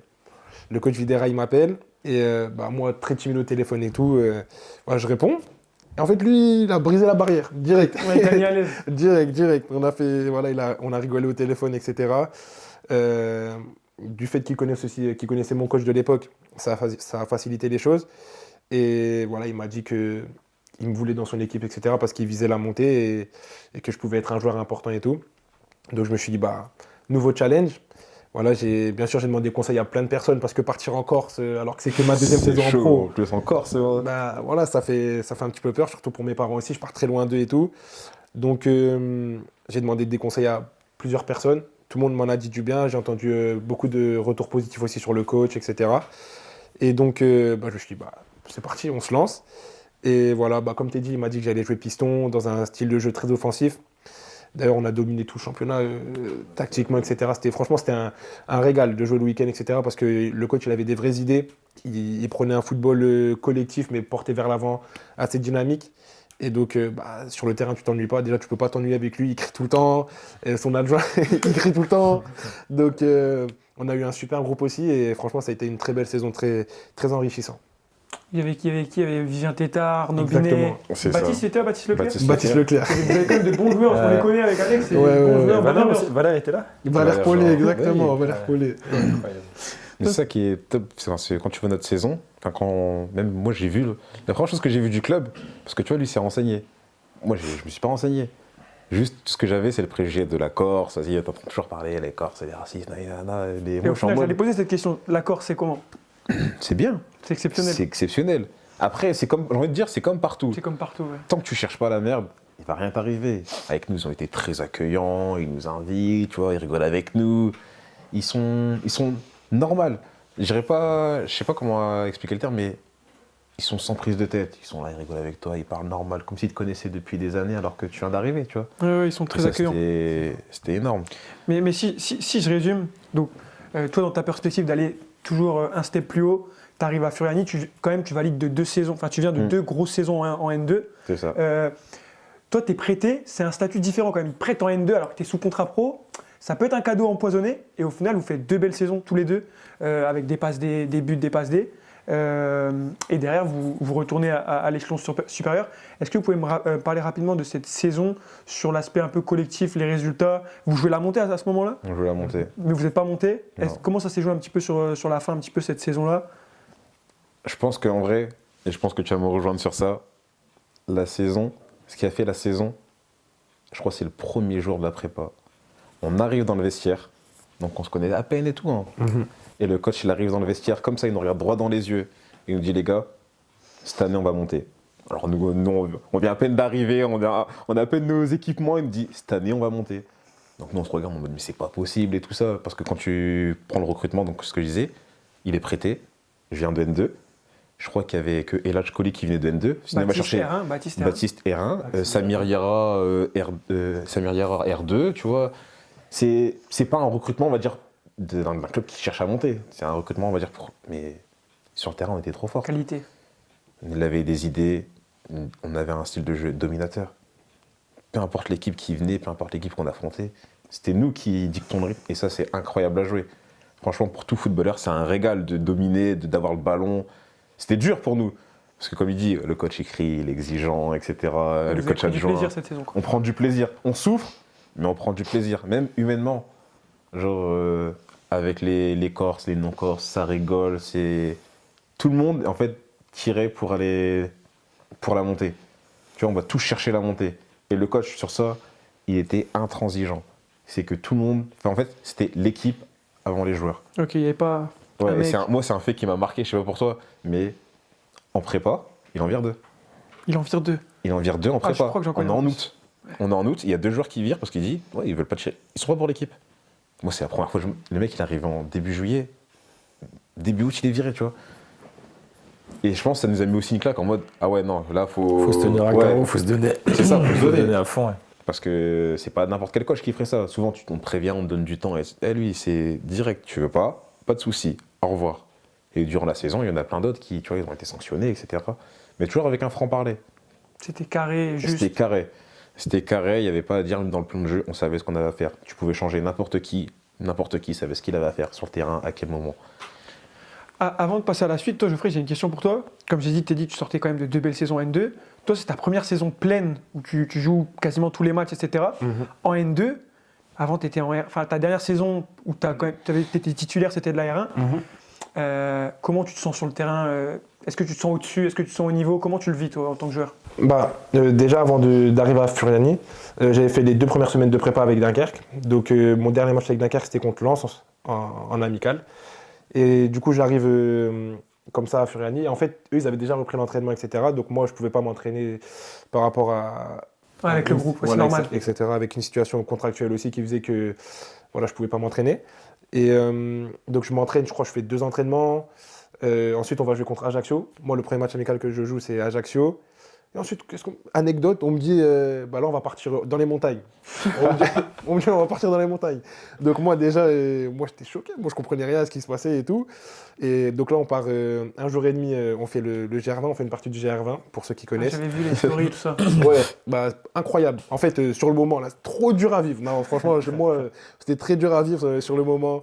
On a dormi dans les montagnes, il faisait archi froid, tête penchée. Dans les tentes et tout. Anecdote de fou. C'était fou. Mais avec du recul, après, à la fin de la saison, on en rigole parce que en vrai, c'était un super moment et tout. Mais donc voilà, en fait, direct, ça te met une claque. Ça te met dedans direct, etc. Et donc moi, comme tu l'as dit, à mon arrivée, j'ai un statut, entre guillemets, différent des autres parce que je suis prêté, etc. Le coach, il me dit que voilà, je vais être important, mais il me dit, si t'es pas au niveau, tu joues pas. Donc, moi, je veux jouer. Donc, entre guillemets, je me mets un petit peu la pression, je veux me donner au maximum, etc. Et problème de dos. Pendant mes 2 premiers mois, j'ai un problème de dos, etc. Donc, je commence la saison, les 2 premiers matchs sur le banc. Parce qu'en plus, l'équipe, elle tournait bien. C'était Vivien qui jouait. C'était Vivien qui jouait. Donc, voilà, l'équipe, elle tournait bien, etc. Et le moment où le coach m'a lancé, je crois, c'était contre Colmar à domicile. Et voilà, après, c'est parti. On a enchaîné les matchs. Et ouais, beaucoup de plaisir. Sur le terrain, franchement, beaucoup de plaisir. Moi, je me suis dit que c'était une année où il fallait que je prouve, parce que Dunkerque, ils m'ont envoyé en prêt, c'est pas pour que je me tourne les pouces, etc. Donc je me suis dit, voilà, j'ai des objectifs, moi je veux jouer plus haut plus tard, c'est pas entre guillemets en N2 que je vais rester bloqué. Voilà, pour tout le respect que j'ai pour la N2 et tout. C'est bien, on aime bien ça. Donc je me suis dit, voilà, je vais tout exploser, pardon. Et pour l'anecdote, parce que Vivien, c'est mon gars, tu l'as mis sur le banc ou tu l'as repositionné Parce qu'il va regarder le podcast, c'est mon gars, Vivien. Non, Vivien, quand je suis arrivé, c'est lui qui a commencé les matchs. Okay. En prépa, c'est moi qui jouais, mais j'étais pas au niveau. Voilà, c'est Vivien qui était meilleur que moi, donc le coach il l'a mis sur les 2 premiers matchs titulaires. Et ensuite, au 3e match, il a décidé de me lancer parce que j'étais peut-être un petit peu mieux. Et voilà, après ça a continué. Malheureusement, il s'est blessé. Il s'est blessé aussi, ouais. Il s'est gravement blessé. Parce qu'il est polyvalent, je sais qu'il peut jouer au milieu, etc. Exactement, il peut jouer aussi. On avait une défense à 3, donc il pouvait jouer central gauche. Ouais. Donc on a joué. Il y a eu des matchs où il était central gauche et moi piston gauche. Et malheureusement, après, il s'est blessé, donc voilà, il a été écarté pendant quelques temps. Et ensuite, quand il est revenu, pareil, il a réintégré le groupe. Et moi aussi, je me suis blessé quelques matchs, donc lui, il Ouais, a vous joué. avez etc. partagé le temps de jeu. Donc voilà, c'était une belle concurrence, franchement, très saine. Voilà, Bon on s'est gars, tiré. bon joueur. Exactement. On s'est tiré vers le haut, etc. Et franchement, ça a été une belle saison pour tous les deux. Et là, il joue encore à Furiani, et titulaire indiscutable. Voilà, Mais tu vois, moi, c'est ça qui est top. Déjà, c'est vrai que j'avais oublié la période de la montagne. Mais tu vois, par exemple, une anecdote sur le coach, quand on arrive à la montagne, le lendemain, on nous dit, bon, c'est soit on repart, donc là, déjà la veille, on en avait chié, soit on repart, soit on refait encore 1h30 de plus pour aller voir un lac, et après on repart. Nous, on était en mode, mais qu'est-ce qu'on s'en fout du lac et tout. On veut rentrer, on en a marre, on n'a pas dormi dans des tentes, etc. et tout. Et puis finalement, il y a le coach des gardiens, c'est ça. Le coach des gardiens, finalement, il nous prend tous et il nous fait un peu une leçon de morale, en mode, vous n'êtes pas là pour rien, en gros. C'est ça la Corse, là où vous êtes, les montagnes, cet esprit-là, c'est ça la Corse, tu vois. Donc il nous met un peu dans le bain de, vous n'êtes plus que des joueurs, vous êtes aussi Corse maintenant. Et maintenant, il faut défendre ces valeurs-là. Et on arrive au lac, donc on y va, lac gelé de malade. Et nous, pour rigoler, on dit, allez coach, allez-y et tout. Parce qu'ils disaient, allez dans l'eau, vous avez des tapettes et tout, il aimait bien nous titiller comme ça. On dit, bah vous, allez-y. Et il nous regarde toujours avec son air, vous êtes sûr? On dit, ah, allez-y. Il dit, bon, les 2 derniers qui ne me suivent pas, par contre, ils font le matériel pendant 1 mois. On dit, vas-y, on joue. En plus, on dit, non, vas-y, si tu veux. Et là, on le voit, il commence à se mettre en caleçon, mais normal et tout. Nous, on se regarde en mode, il va pas le faire, j'aurais fait une blague et tout. Et là, il court, il saute dans l'eau. Donc nous, on se regarde tous en mode, mais là, on est obligé d'y aller. Donc tout le monde, tu vois, tout le monde se déshabiller, tout ça. Tous dans l'eau, on est congelés. Après, pour repartir en plus, on a au moins 7 heures de marche. C'est terrible. Mais tu vois, de la folie. Malade. Et tu vois, moi, d'un point de vue extérieur pour Geoffrey, ce que j'ai appris, enfin, je pense qu'il a apprécié, c'est que là-bas, on ne l'a pas considéré comme un autre. Tu vois, on l'a pas mis sur un piédestal où t'es un pro, ou limite, il loupe une passe, ouais, t'es un pro, tu devrais. Ils l'ont pris comme un mec normal, qui vient d'un milieu normal, genre c'est pas un pro, c'est pas un mec. Il est comme nous, on est dans la même équipe, tout le monde tire avec lui, tout le monde rigole avec lui, et je pense que ça lui a enlevé de la pression, tu vois. Il n'a pas la pression de je suis un joueur pro, faut que je sois au-dessus des autres. Parce que personne lui demandait d'être au-dessus, on lui demandait juste d'être comme nous. Ouais. Et ça, je pense que c'était top, et c'est ça, c'était l'esprit qu'il y avait en Corse en fait. Non, vous avez une belle équipe, bonne ambiance. Non, puis la Corse, en vrai, moi, c'est le retour que j'ai aussi, c'est que t'es un peu, géographiquement parlant, t'es un peu loin de Exactement. chez toi. Généralement, De tu tout, vois, ouais. tu passes la mer, bref. Et en fait, limite, c'est un peu un exutoire pour tous les problèmes aussi. Je pense que chaque joueur qui va là-bas, il doit bien se sentir déjà pour ça. C'est En ça. fait, Même le t'es temps, loin, ouais, t'es bien loin sûr, de il y a chez tout. toi, Il y a t'as un ton cadre de soleil, vie. t'as ton truc, t'as un cadre de vie qui est fou en vrai. Donc, je pense pour le football, ça a dû vous faire du bien de fou en vrai. Ouais, et puis eux, ils le savent aussi qu'on est loin, et du coup, ils essaient de le mettre encore mieux, parce qu'ils savent qu'on est très loin de chez nous, c'est compliqué, donc ils essayent de faire un truc vraiment chaleureux. et ouais, tu vois, chaleureux. On passait beaucoup de temps ensemble, même avec l'équipe, etc. Pendant la prépa, on a fait une soirée tous ensemble, même entre nous, on a fait une soirée tous ensemble, et même là, tu vois, c'est là où tu vois qu'on est tous ensemble. C'est, je sais pas si tu te souviens, quand on était partis, on part tous ensemble entre joueurs, on dit, bon les gars, on se rejoint une soirée. Et donc c'est sur un bar de plage. Et on dit au coach, venez, mais pour rigoler, pareil, tu vois, pour rigoler. Et vers 2h du matin, on est en train de chanter, on rigole, on est tous ensemble. Et moi je me souviens, parce que c'est un fait marquant, parce qu'il est venu à côté de moi. Et je vois, il y a quelqu'un qui me tient comme ça, et moi je suis en mode, mais c'est qui? Et là je me tourne, il avait la capuche. Et moi du coup, je suis dans le... Je fais juste ça, et là je vois c'est le coach. Et là je me dis, mais qu'est-ce qu'il fait là? Je suis mort de rire, parce que on s'attendait pas à ce qu'il vienne, en plus à 2h du matin. Mais Ouais. tu vois que on a vu que le coach était avec nous, et nous on avait envie de lui redonner ça, et c'est ça qui a fait, pour moi, notre grande saison, c'est on était vraiment tous ensemble, tous se donner les uns pour les autres, et ça fait vraiment... C'est des moments trop Ouais, importants, franchement, ça. c'était incroyable. Une saison de beaux souvenirs en vrai. C'est ça. Incroyable. Et donc du coup en termes de timing, la saison prochaine pour vous deux, c'est cette saison-là. Exactement. Ce n'est pas fini là en termes de timing. Comme j'ai dit, tu joues la montée en Ligue 2, tu joues la montée en Ligue 1. Et je vais commencer avec toi Geoffrey. Bon, on ne peut pas revenir sur chaque match, etc. Mais il y a 2 matchs qui m'ont marqué là, sur cette saison. Il y a notamment le PSG en Coupe de France, bien évidemment. Mais avant ça, il y a ta première titularisation en Ligue 2 contre Amiens, là d'où tu viens, entre guillemets. Est-ce que tu peux nous parler un peu de ce match? Est-ce que ça représentait un peu pour toi? Alors ouais, comme tu l'as dit, on a joué contre le PSG durant la saison, on va y revenir après. Mais En fait, ouais, déjà cette année, le coach, il me fait travailler un nouveau poste. Voilà, je joue défenseur central dans une défense à 4. Et donc, ouais, en fait, mes premières minutes, c'était à Amiens contre le PFC. Donc, mes premières minutes en pro, c'était ça, et j'ai joué latéral gauche à ce moment-là. Et ma première titularisation, c'était contre Lorient, donc ceux qui sont déjà montés en Ligue 1. Voilà. Donc, voilà, le coach, il ne m'a pas parlé spécialement avant ce match-là. Il m'a juste, enfin, dans l'équipe d'avant-match, de veille de match, il m'a placé, il a dit, voilà, le 11 qui commence, et il a annoncé les noms, et voilà, j'étais dans l'équipe titulaire. Et voilà, il n'est pas venu me parler spécialement, il m'a pas dit que, voilà, pour lui c'était normal. Pour lui c'était normal, et voilà, il m'a lancé. Et malheureusement, on a perdu sur ce match-là, mais je me souviens qu'on avait rendu une très belle copie. On a perdu 4-2, mais on les a dominés, notamment en première mi-temps, voilà, on a eu de très bons retours. Et je pense que à travers des matchs comme ça, en fait, où on dégageait un collectif fort et bien huilé, en fait, on a pris confiance et après, on est en train de faire la saison qu'on fait. Mais si je reste sur ce match, il y avait quand même ta famille, il y avait du monde, tu viens d'ici. Pour ton entourage, tes amis proches, te voir jouer quand même à un niveau Ligue 2, il y a 2 ans, tu es en R1 avec Titi Bouengo, entre guillemets. C'est ça. Ça doit être quand même un moment. Bien sûr, bah, c'est spécial. C'est spécial parce que déjà, quand j'allais à la Licorne, j'étais pas sur le terrain déjà. J'étais pas sur le terrain, donc là, j'allais dans les vestiaires, il y avait mon maillot avec mon numéro, etc. Je vais m'échauffer, je vois ma famille qui me fait des coucous pendant l'échauffement, etc. Donc, en plus, voilà, les premières minutes, je me mets dans ma bulle parce que c'est important, il faut gagner, mais à la fin du match, tu te dis que tu as fait quelque chose de ouf en vrai. De ouf. Voilà, quand tu retraces un petit peu ton parcours, même pour ma famille qui était en tribune, mes amis qui me voyaient, que ce soit en tribune ou à la télé, pour eux c'était quelque chose de fou parce qu'ils m'ont vu pour certains à la fac 2 ans avant, d'autres ils m'ont vu il y a 3 ans quand j'étais en départemental 1 et tout, et là ils me voient à la télé, donc voilà, franchement c'était exceptionnel. Voilà, c'est des rêves qui se réalisent petit à petit et on va continuer d'aller en chercher d'autres. Non, franchement, ce match-là, quand j'ai vu que ta première titularisation c'était chez toi, je me suis dit quand même l'histoire elle est belle. Et pour avancer, et ensuite on arrive sur toi, Teddy, ce match contre le PSG, en plus je l'ai vu, je l'ai regardé le match.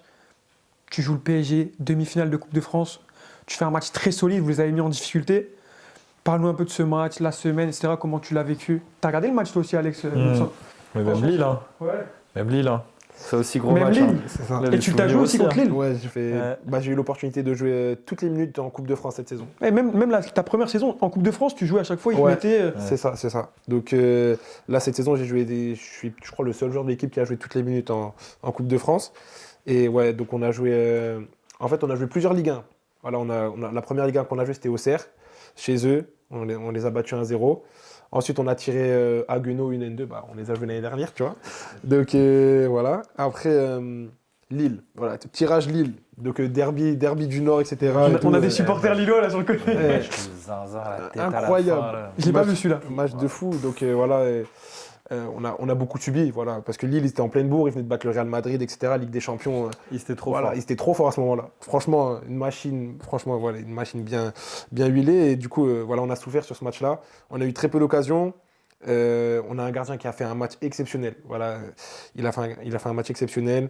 Et après, donc, on va en séance au tir au but. Mais en fait, avant ça, on prend un but, je crois, à la 85e. Lille, il marque. 85e, Lille, il marque. Donc voilà, tout le monde, tous les supporters d'Acarquois, ils se sont dit, c'est mort, on n'a pas eu d'occasion dans le match. Et il marque à la 85e. Nous, à Lille, c'est en mode enfin le but. Ouais, voilà, c'est ça. ça. Enfin, c'est bon, on a gagné, gagné. ça fait du bien. Exactement. La saison, elle va être folle, tu vois. Voilà, c'est ça. Parce qu'en plus, ils ont mis poteau, barre. Donc en vrai, c'est juste, il manquait un petit truc pour que ça rentre. Donc voilà, on prend un but. Mais voilà, on se dit, en vrai, on y croit toujours et tout. Donc voilà, dernière action, on décale le ballon à gauche. Abner, il met un centre.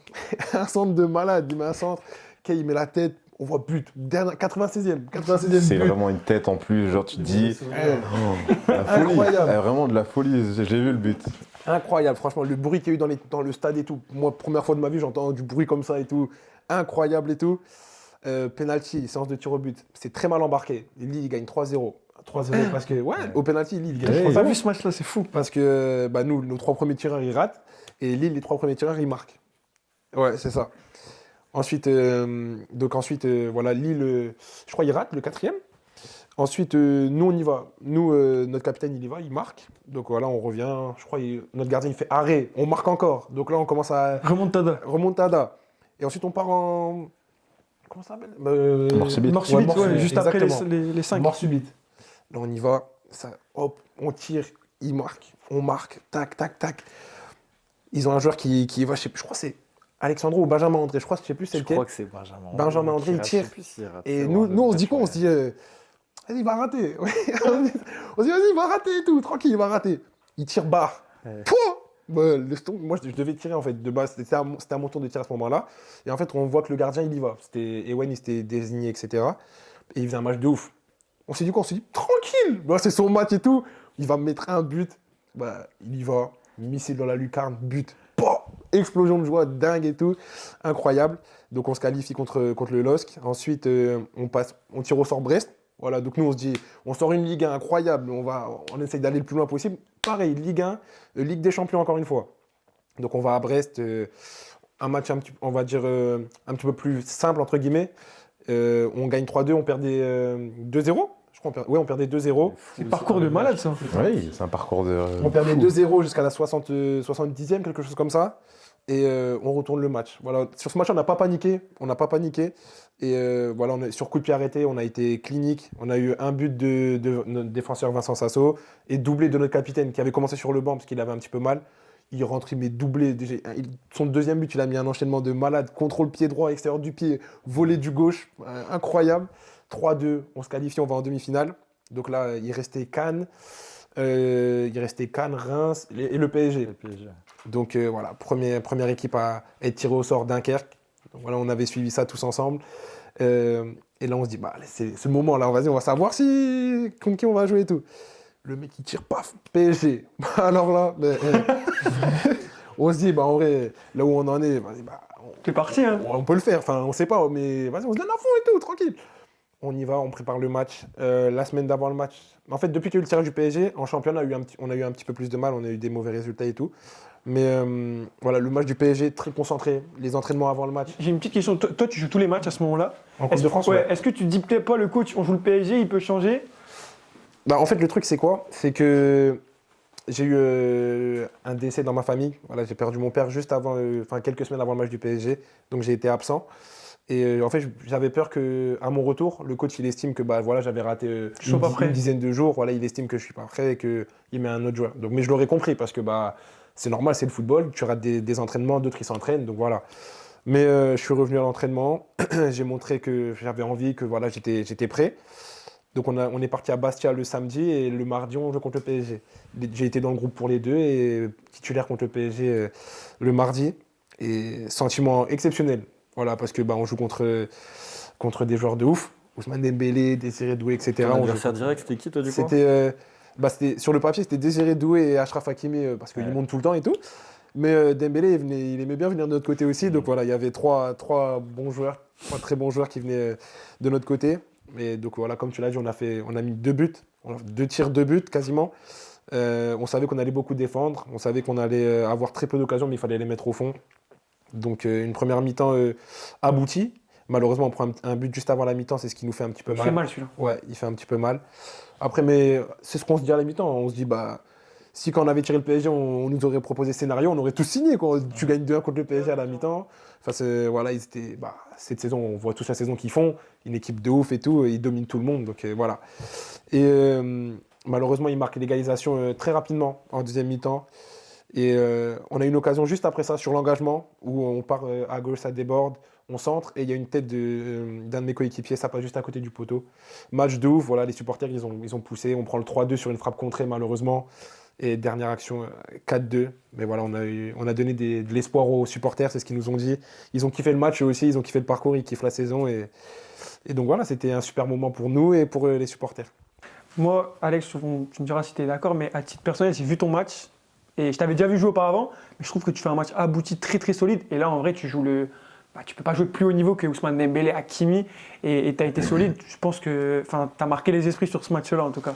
Bah ça, je sais pas, j'espère. Mais voilà, chaque match, en fait, je me dis qu'il n'y a pas de pression. Toi, comment tu l'as vécu? Est-ce que tu es dans un mood où genre, tu es footballeur professionnel, tu fais ton match, t'es bon? Ou alors est-ce que tu t'es senti dans la zone? Comment tu t'es senti dans ce match-là, après coup, tu vois?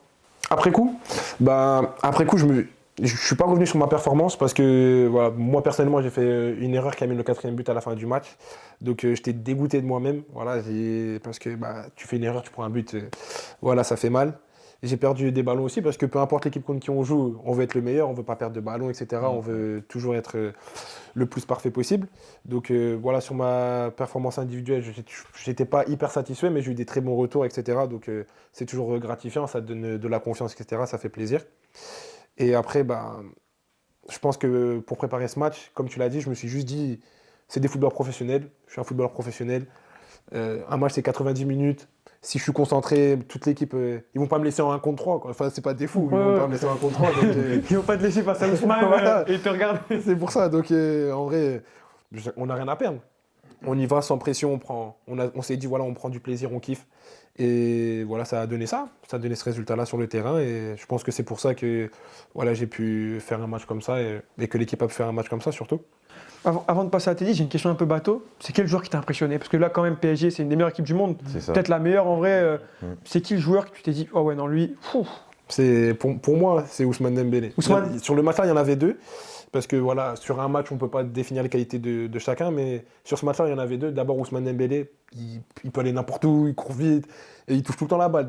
Son premier ballon, il rentre dans notre surface. Impossible de lui prendre la balle. Impossible parce qu'il touche tout le temps la balle. Il accélère, il freine, tac, tac. Et le deuxième, c'est Désiré Doué. Désiré Doué, je suis d'accord. fréquence d'appui, fréquence de balle, ça va très très vite. Et quand il est sur le point de perdre le ballon, s'il est un petit peu en difficulté, en fait, il est gainé, il est très gainé. Donc il met sa main, il met son corps. Et voilà, on ne peut pas lui prendre la balle, il ne perd pas la balle. Il a marqué aussi sur ce match-là. Donc c'est les 2 joueurs qui pour moi, sont sortis du lot individuellement. Moi j'ai une petite question du coup par rapport à ça. Parce que, prends ma position, coup, je sais pas. Non, mais attends, parce que du coup, en fait, ce qui est top, c'est que dans la saison qu'on joue ensemble, on a Baptiste Leclerc, qui lui revient aussi d'un match contre le PSG, etc. exactement. Avec On l'a charrié, tu vois. Cassel. On l'a charrié quand il jouait au Pays de Cassel, voilà, le Baptiste Leclerc. Moi, je le dis, quand on s'est rencontrés, moi, je te connaissais que des réseaux. Je t'ai jamais vu. Je t'ai vu partout sur les réseaux. C'est un ami proche d'Alex. Ouais. Et là, maintenant, quand Joe il tombe sur le PSG, je rigole, tu vois, je me dis, c'est comme Baptiste Leclerc. Est-ce que tu arrives à faire la part des choses entre le petit truc d'émerveillement en mode c'est eux, genre ceux que tu regardes tout le temps à la télé, que tu prends sur FIFA et tout ça, là il est face à toi, genre Dembélé, Désiré Doué. Est-ce que tu arrives à te dire vas-y, c'est un attaquant comme les autres, ou quand tu fixes, là tu fais oh c'est Dembélé, tu vois, oh c'est Dembélé, oh c'est Hakimi qui me déborde, tu vois. Est-ce qu'il y a le petit truc de oh, c'est Dembélé qui vient sur moi, tu vois, qui vient me presser et tout. Pendant le match, tu parles toi, pendant voilà. le match. Ouais, c'est une bonne question. Ou est-ce que genre vas-y, c'est un attaquant qui vient de presser comme tous les autres Moi, comme tous les matchs, j'ai abordé ce match-là comme tous les autres. Ça veut dire que même en Ligue 2, un attaquant qui vient, je sais à peu près qui c'est. C'est-à-dire que je connais un petit peu ses qualités, etc. On l'a analysé.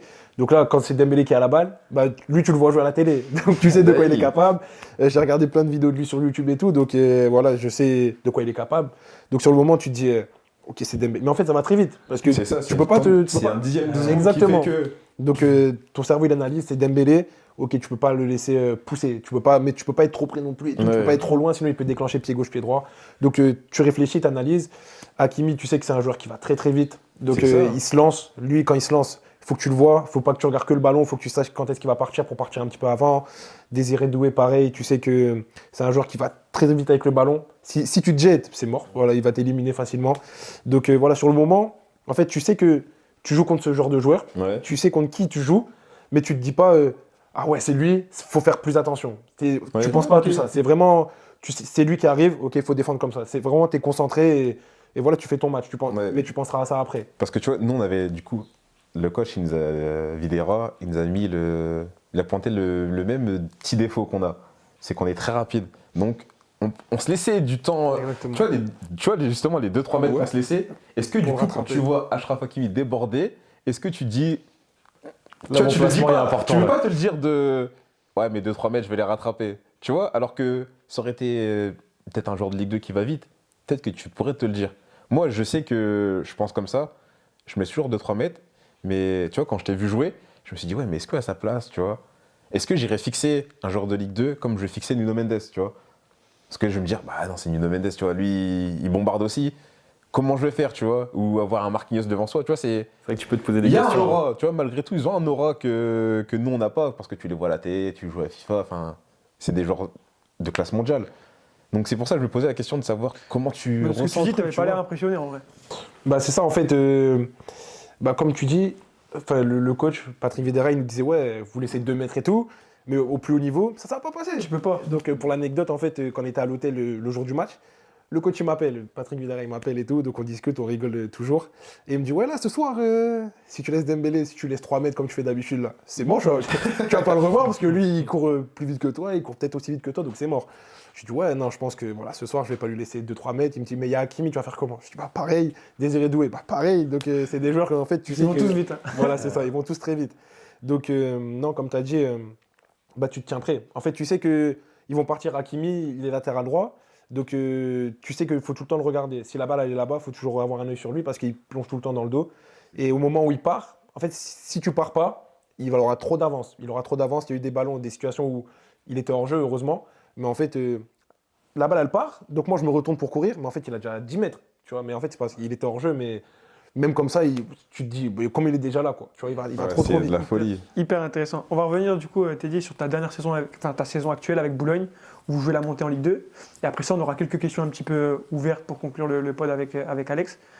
Bah, dans la continuité, en vrai, tu fais 2 grosses saisons à Saint-Quentin, une grosse saison à Furiani. Et moi, je crois que dès les premiers matchs, tu marques. Moi, je te suis un peu sur les réseaux, etc. On se connaît bien. Pareil, c'est quoi ton mindset à l'approche de cette saison? Boulogne, c'est quand même un club. C'est au-dessus de Saint-Quentin et Furiani avec tout le respect que j'ai pour ces clubs-là. C'est un step au-dessus, c'est la nationale. Pour moi, c'est pro. Tu vois, nationale, c'est un très très haut niveau. Comment tu te sens et explique-nous un peu cette saison. J'appréhende. Alors déjà, j'arrive... en vrai, à l'entraînement, ça va. Mais j'appréhende un peu. Tu vois, on se pose toujours ce genre de questions. Bah, la N2, je connais. La N3, j'ai vite fait connu, tu vois. Mais est-ce que j'ai le niveau national? En fait, est-ce que j'ai le niveau, tu vois? Et quand t'entends le niveau... Enfin, quand t'entends parler de la nationale, souvent, c'est le championnat de la mort. C'est le championnat de la mort, tu vois. C'est entre le monde pro et amateur, c'est le championnat de la mort. Et du coup, je me dis, ouais, là, en gros, j'arrive dans le championnat de la mort. Comment je vais m'en sortir dans ça? Et donc, le premier match arrive, Châteauroux. Et finalement, magnifique. Franchement, je peux sortir du match en tant que piston avec un triplé, voire un quadruplé. Tu vois? Et là, je me dis, mais en fait, ça va. Tu vois, je me suis mis une sorte de pression ou une exigence. Je me suis dit, ouais, non, là, c'est championnat de la mort, etc. Je peux pas faire comme d'habitude. Et puis finalement, genre, la première mi-temps, ça se passe moyennement bien, j'ai une action. Mais c'est tout, je suis assez fébrile. En fait, j'arrive pas à me libérer. Et en deuxième mi-temps, je suis vas-y, en vrai, je fais ça va. Les N2 nationales, ouais, ils sont plus techniques, c'est plus dur de prendre le ballon. Mais en vrai, à moi de mettre le feu maintenant. Et voilà, je loupe un face-à-face. Je vais faire un but PES, l'attaquant il me suit pas, je mets une frappe de 35 mètres sur la barre, et là c'est parti, et ça m'a mis un surplus de confiance, où je me suis dit en fait, je suis prêt. Tout ce que j'ai vécu avant, c'est pour là, tu vois, c'est pour là, je suis prêt. C'est maintenant, cette saison, il faut que je fasse un bordel, le championnat national il est regardé, et comme je t'ai dit au début, objectif par objectif, je suis au niveau national, maintenant je veux chercher plus haut, là je veux chercher vraiment la Ligue 2, je veux chercher un truc où... Voilà, un de mes rêves, voilà, le contrat pro, etc. J'ai maintenant, il faut que je mette le feu sur mon couloir. Je me dis, c'est mon seul objectif cette année, mettre le feu sur mon couloir, le reste, tout va bien se passer. Et de toute façon, comme je t'ai dit, moi je t'ai vu jouer, franchement, t'es en feu, tu vois, tu fais une belle saison. J'ai directement une question, mais c'est un petit peu plus général. Je regardais tes stats, tu vois, et en fait, en partant de ta première saison où tu marches bien à Saint-Quentin jusqu'à maintenant, t'as quasiment les mêmes statistiques. C'est-à-dire que 5-6 buts, 2-3 passes D. Donc c'est-à-dire que tu passes les niveaux, et au final, à chaque fois, tu as le niveau, tu vois. À quel moment, est-ce que tu sens une différence de niveau ou pour toi, c'est naturel en fait de passer ces steps? Comment ça se passe ce process-là? Parce que c'est pas facile de partir de la N2 et d'aller en N1 et de faire les mêmes saisons, tu vois, à chaque fois. Non, je sens que c'est plus dur. Après, je sais que j'ai toujours dû m'adapter dans ma vie. Donc, j'arrive à m'adapter très facilement. Et ce qui est bien, c'est que le championnat national, en vrai, c'est un championnat de transition qui va très bien avec mon physique. Moi, je suis un très grand contre-attaquant. Voilà, les sprints longtemps et souvent, c'est grave mon délire à moi. Donc, le championnat, il est pas fait pour moi, mais quasiment. Donc, je m'y sens bien. Je m'y sens bien dans le championnat. Je sais les opportunités que j'ai. Et au fur et à mesure, je commence à voir un peu là où je fais le plus mal. Et moi-même, j'apprends à me connaître encore plus. Face à des adversaires, voilà, des mecs... tu joues des mecs, soit ils sont prêtés comme je joue par le LOSC, des anciens pros, des joueurs pros actuels, etc. Et moi, ça me motive. Ça me motive dans le sens où je veux leur place. Moi aussi, je veux être un pro, je veux être comme eux. Et je me dis que la barrière qu'il y a entre moi et le monde pro, À chaque fois, ça va être mon vis-à-vis et je me dis que c'est là où faut que je mette le feu. Tu es là pour détruire. C'est ça. Tu es là pour Moi, je suis là vraiment pour dire faut que je casse tout parce que je veux leur place. Et pour l'instant, ça me réussit bien. Et puis, j'arrive toujours à être efficace, décisif, je mets mes buts, mes passes D. Même si le début a été compliqué parce que j'ai quand même mis un peu de temps d'avoir mon but. Faut s'adapter. Donc il y a un peu de doute en mode est-ce que j'arrive pas à être décisif. Et moi, je suis assez dur envers moi parce que moi, je suis quelqu'un de très offensif. Donc quand j'apporte pas offensivement, j'ai l'impression que j'ai rien fait du match. Tu sers à rien. Voilà, genre j'ai rien fait du match, j'ai couru mais pour rien et tout. Et il met du temps et c'est un vrai soulagement. Je me souviens, en plus, la première fois où je suis décisif, c'est contre le Mans de Videra, où je mets ma première passe D, tu vois, où tout se relie.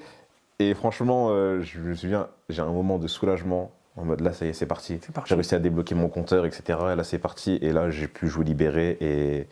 Et franchement, ouais, non, je suis là pour essayer d'aller toujours plus haut possible. Franchement, les gars, gros mindset. L'histoire, elle est magnifique. Vous partez, à un moment donné, tu es en R3, là, tu es en national.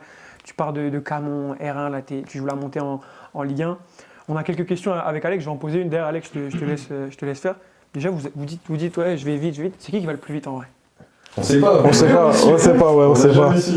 En plus, ils font des tests quand même, non? Ou ils font plus, je sais pas, les tests vitesse et tout, ils font plus ça. Non, après, tu vois, nous, on s'affrontait, on en rigolait. En plus, des fois, quand on se lance dans la profondeur, mais nous, on se regarde en rigolant parce qu'on sait très bien qu'on va. Non, on n'a jamais fait de course. Exactement. Il y avait plein de joueurs dans l'équipe qui faisaient des courses quand on était à Fourian, mais nous, on n'a jamais fait. Vous étiez les deux plus rapides à Furiani? Ouais. Ouais, je pense avec Othman, je crois qu'il allait très vite aussi. Samir Yara aussi, il allait très très vite. Mais on faisait partie des plus rapides. On n'a jamais fait de course, on le saura malheureusement jamais. Il faut en organiser une, on c'est ça, il y a le jardin derrière après. Non, il nous faut plus de distance. Nous, c'est à partir de 50 mètres où ça devient intéressant. Alex, tu voulais poser une question? Ouais, moi j'avais d'abord une question, c'est plus sur le club de Dunkerque en tant que tel, tu vois. Nous, les mecs de Lille, enfin du Nord, ça fait plaisir d'avoir justement un club du Nord qui aujourd'hui est un peu au devant de la scène, tu vois, le fait d'arriver en demi comme ça face au PSG, d'aller jouer des playoffs pour une montée et tout, c'est canon, tu vois.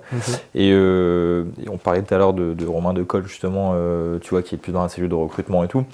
Et lui, j'en avais parlé déjà vite fait avec des potes à lui, mais t'as vraiment l'impression qu'il y a un gros travail qui est fait à Dunkerque. Alors t'es pas là depuis 10 ans, mais t'as vraiment l'impression qu'il y a un gros travail qui est fait à Dunkerque, sur le recrutement, sur justement cette transition à devenir un club pro, un club pro confirmé, tu vois. Est-ce que toi tu le ressens à l'intérieur? Est-ce que tu ressens, alors peut-être que les infrastructures sont pas encore les infrastructures du PSG, c'est normal, mais est-ce que tu sens vraiment un vrai club pro structuré avec des ambitions au quotidien? Oui, complètement.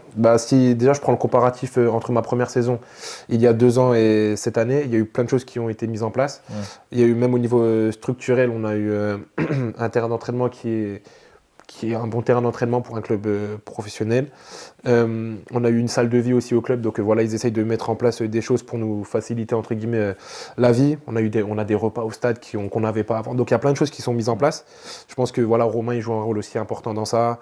Toute la direction en fait veut mettre les joueurs et le club dans les meilleures dispositions pour performer et pouvoir vraiment, comme tu l'as dit, être considéré comme un vrai club pro, un club pro confirmé de Ligue 2.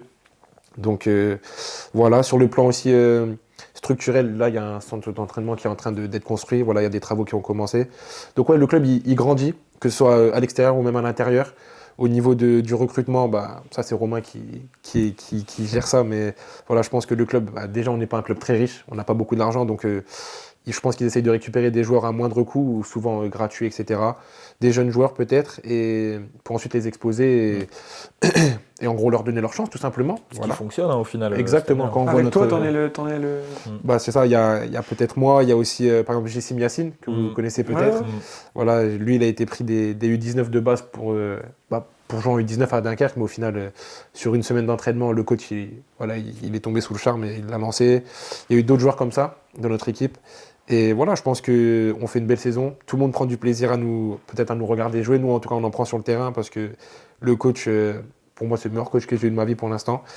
Parce que voilà, il a des idées de fou. Moi, il m'a appris à jouer à un nouveau poste. Par exemple, j'ai joué contre Lille, défenseur central, alors que 6 mois avant, j'avais jamais joué ce poste-là. Donc, incroyable, en vrai. Incroyable. Donc voilà. Donc, il y a des choses qui ont été mises en place. Le recrutement des joueurs, mais aussi du staff. Le staff a été étoffé. Il y a une analyse vidéo, il y a des scouts, etc. aussi pour dénicher des nouveaux joueurs. Donc voilà, le club il continue de grandir et je pense que voilà, ça va aller de mieux en mieux dans le futur. Trop bien. Moi, ce sera ma dernière question. Alexandre aura une dernière, et il me semble. Nous, on fait aussi ce podcast, je le répète à chaque fois, mais pour inspirer tout le monde, les jeunes, les moins jeunes. Mais déjà, rien qu'avec vos parcours en vrai, vos parcours parlent pour eux-mêmes en fait. C'est-à-dire que quand tu pars du monde amateur et que tu joues contre le PSG, tu es performant, tu es en national, tu mets plein de buts, c'est déjà exceptionnel. Par rapport à vos histoires, par rapport à vos mindsets, quel est le message d'inspiration? Vous en avez parlé tout au long du podcast, mais s'il y a un message ou une phrase ou quelque chose qui vous a marqué, et que vous pouvez le partager avec nous pour les auditeurs, la résilience, toutes ces choses-là. Je commence avec toi, Teddy. S'il y a un message, voilà, il y a un jeune Teddy qui est en U19 là, à Saint-Quentin, et tu peux lui passer un message en lui disant, voilà, pas à toi, mais tu vois, le même style de joueur, qu'est-ce que tu peux lui dire pour l'aider, tu vois, pour le conseiller? Hormis la phrase bateau de pas lâcher, je dirais qu'il y a énormément de travail, de sacrifice, et en fait, il faut être sûr de soi aussi. Faut pas laisser les autres te dire quitter et ce que tu vas faire. Je pense qu'il y a aussi une grosse partie où c'est toi face à tout le monde.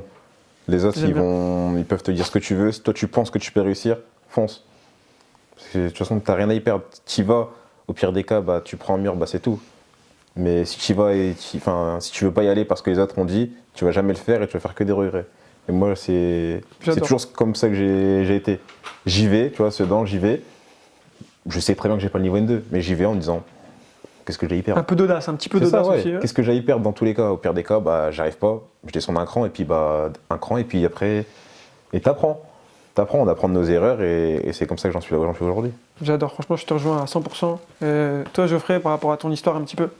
Comme il l'a dit, Teddy, faut toujours croire en soi, voilà, ou trouver une source de motivation autre part. Par exemple, moi, ça a été ma religion. Voilà, je me suis rapproché de ma religion, etc. Ça a été une grande source de motivation parce que, en fait, à travers ça, j'ai toujours été motivé, j'ai toujours cru en moi, etc. Parce que, comme il a dit Teddy, des fois, on est tout seul face à tout le monde. Mais en fait, grâce à ma foi, en fait, j'ai jamais été tout seul. Voilà, j'ai toujours été accompagné par mon Dieu, etc. Et donc, je pense que c'est ce qui m'a aidé aussi. Donc, si des personnes sont croyantes, etc., qui se rapprochent de leur religion, je pense que ça peut être une source de motivation supplémentaire. Mais sinon, croyez en vous et voilà, grâce à votre travail, en fait, travaillez et patientez et ça va forcément venir, c'est tout. Tu vois, dans ce qu'il dit, et aussi, moi, je trouve l'entourage, être bien entouré. Tu vois, parce que tu vois l'anecdote que je t'avais dit que je te garderais. Ouais. Moi, tu vois, mon père, c'est toujours une source d'inspiration. Même si on parle pas beaucoup, ça a toujours été une source d'inspiration. Et je me souviens, on est dans la voiture, je dois avoir 20 ans, tu vois. Et lui, le foot, c'est soit si tu réussis maintenant, ou t'arrêtes en fait. T'arrêtes tes conneries, le foot, tu vas jouer en R1, M3, lui, ces conneries-là, il n'en veut pas, tu vois. Et il me dit, bon, je te laisse jusque 25 ans. Il me dit, c'est comme ça, il me dit, je suis majeur, hein. Il me dit, je te laisse jusque 25 ans. Si à 25 ans, le foot, c'est toujours tes trucs de merde où tu vas jouer à je sais pas où, dans les villages, etc. Tu m'arrêtes ça, tu vois. Il m'a dit, tu m'arrêtes ça. Lui, il voulait que j'aille dans l'armée et tout. Il me dit, tu m'arrêtes ça et tu vas dans l'armée. Et du coup, moi, j'ai le truc avec mon père en mode, moi, je te montre, tu vois. Voilà, tu vois, je te prouve. Et aussi, le côté où, quand c'est dur, ma mère, elle est là, mes sœurs, elles sont là. J'ai mes meilleurs potes qui sont là, j'ai un entourage sain qui est là pour m'aider. J'ai pas un entourage qui va me plomber dès que j'arrête ou qui me lâche. Et je trouve que l'entourage, tu vois, dans nos parcours, Exactement. Ils sont là. Et c'est ça qui nous aide aussi, qui nous pousse dans les moments durs. Et c'est très important d'être bien entouré parce qu'il y en a plein qui ne réussissent pas à aller au bout parce que l'entourage n'y suit pas en fait. Soit les amis qui t'emmènent vers des mauvaises choses, qui te disent viens on va flamber, ou dès que tu as un peu de succès, ils viennent, ils veulent profiter et puis finalement ils t'amènent dans des trucs qui n'ont plus rien à voir avec le foot et puis finalement tu te disperses. Exactement. Et je pense que l'entourage fait aussi beaucoup, donc être bien entouré, que ce soit par la famille ou les amis, c'est très important d'être bien entouré. 100% d'accord, franchement, exceptionnel. T'avais une dernière question, Alex? Qu'est-ce qu'on peut vous souhaiter à chacun pour la suite? Une montée en Ligue 1, ce serait exceptionnel pour le club et pour moi aussi, mais ouais, une montée en Ligue 1, ce serait bien. Et à long terme? À long terme, de jouer dans les plus grands championnats. jouer les plus grands championnats, les plus grandes compétitions. Voilà, moi, c'est toujours d'aller vers le haut, le plus haut possible.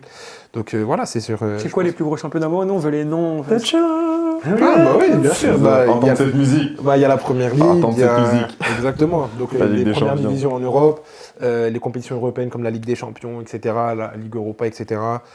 Et voilà, jouer les plus grandes compétitions, tout simplement. Et pourquoi pas devenir un grand joueur par la suite, c'est tout.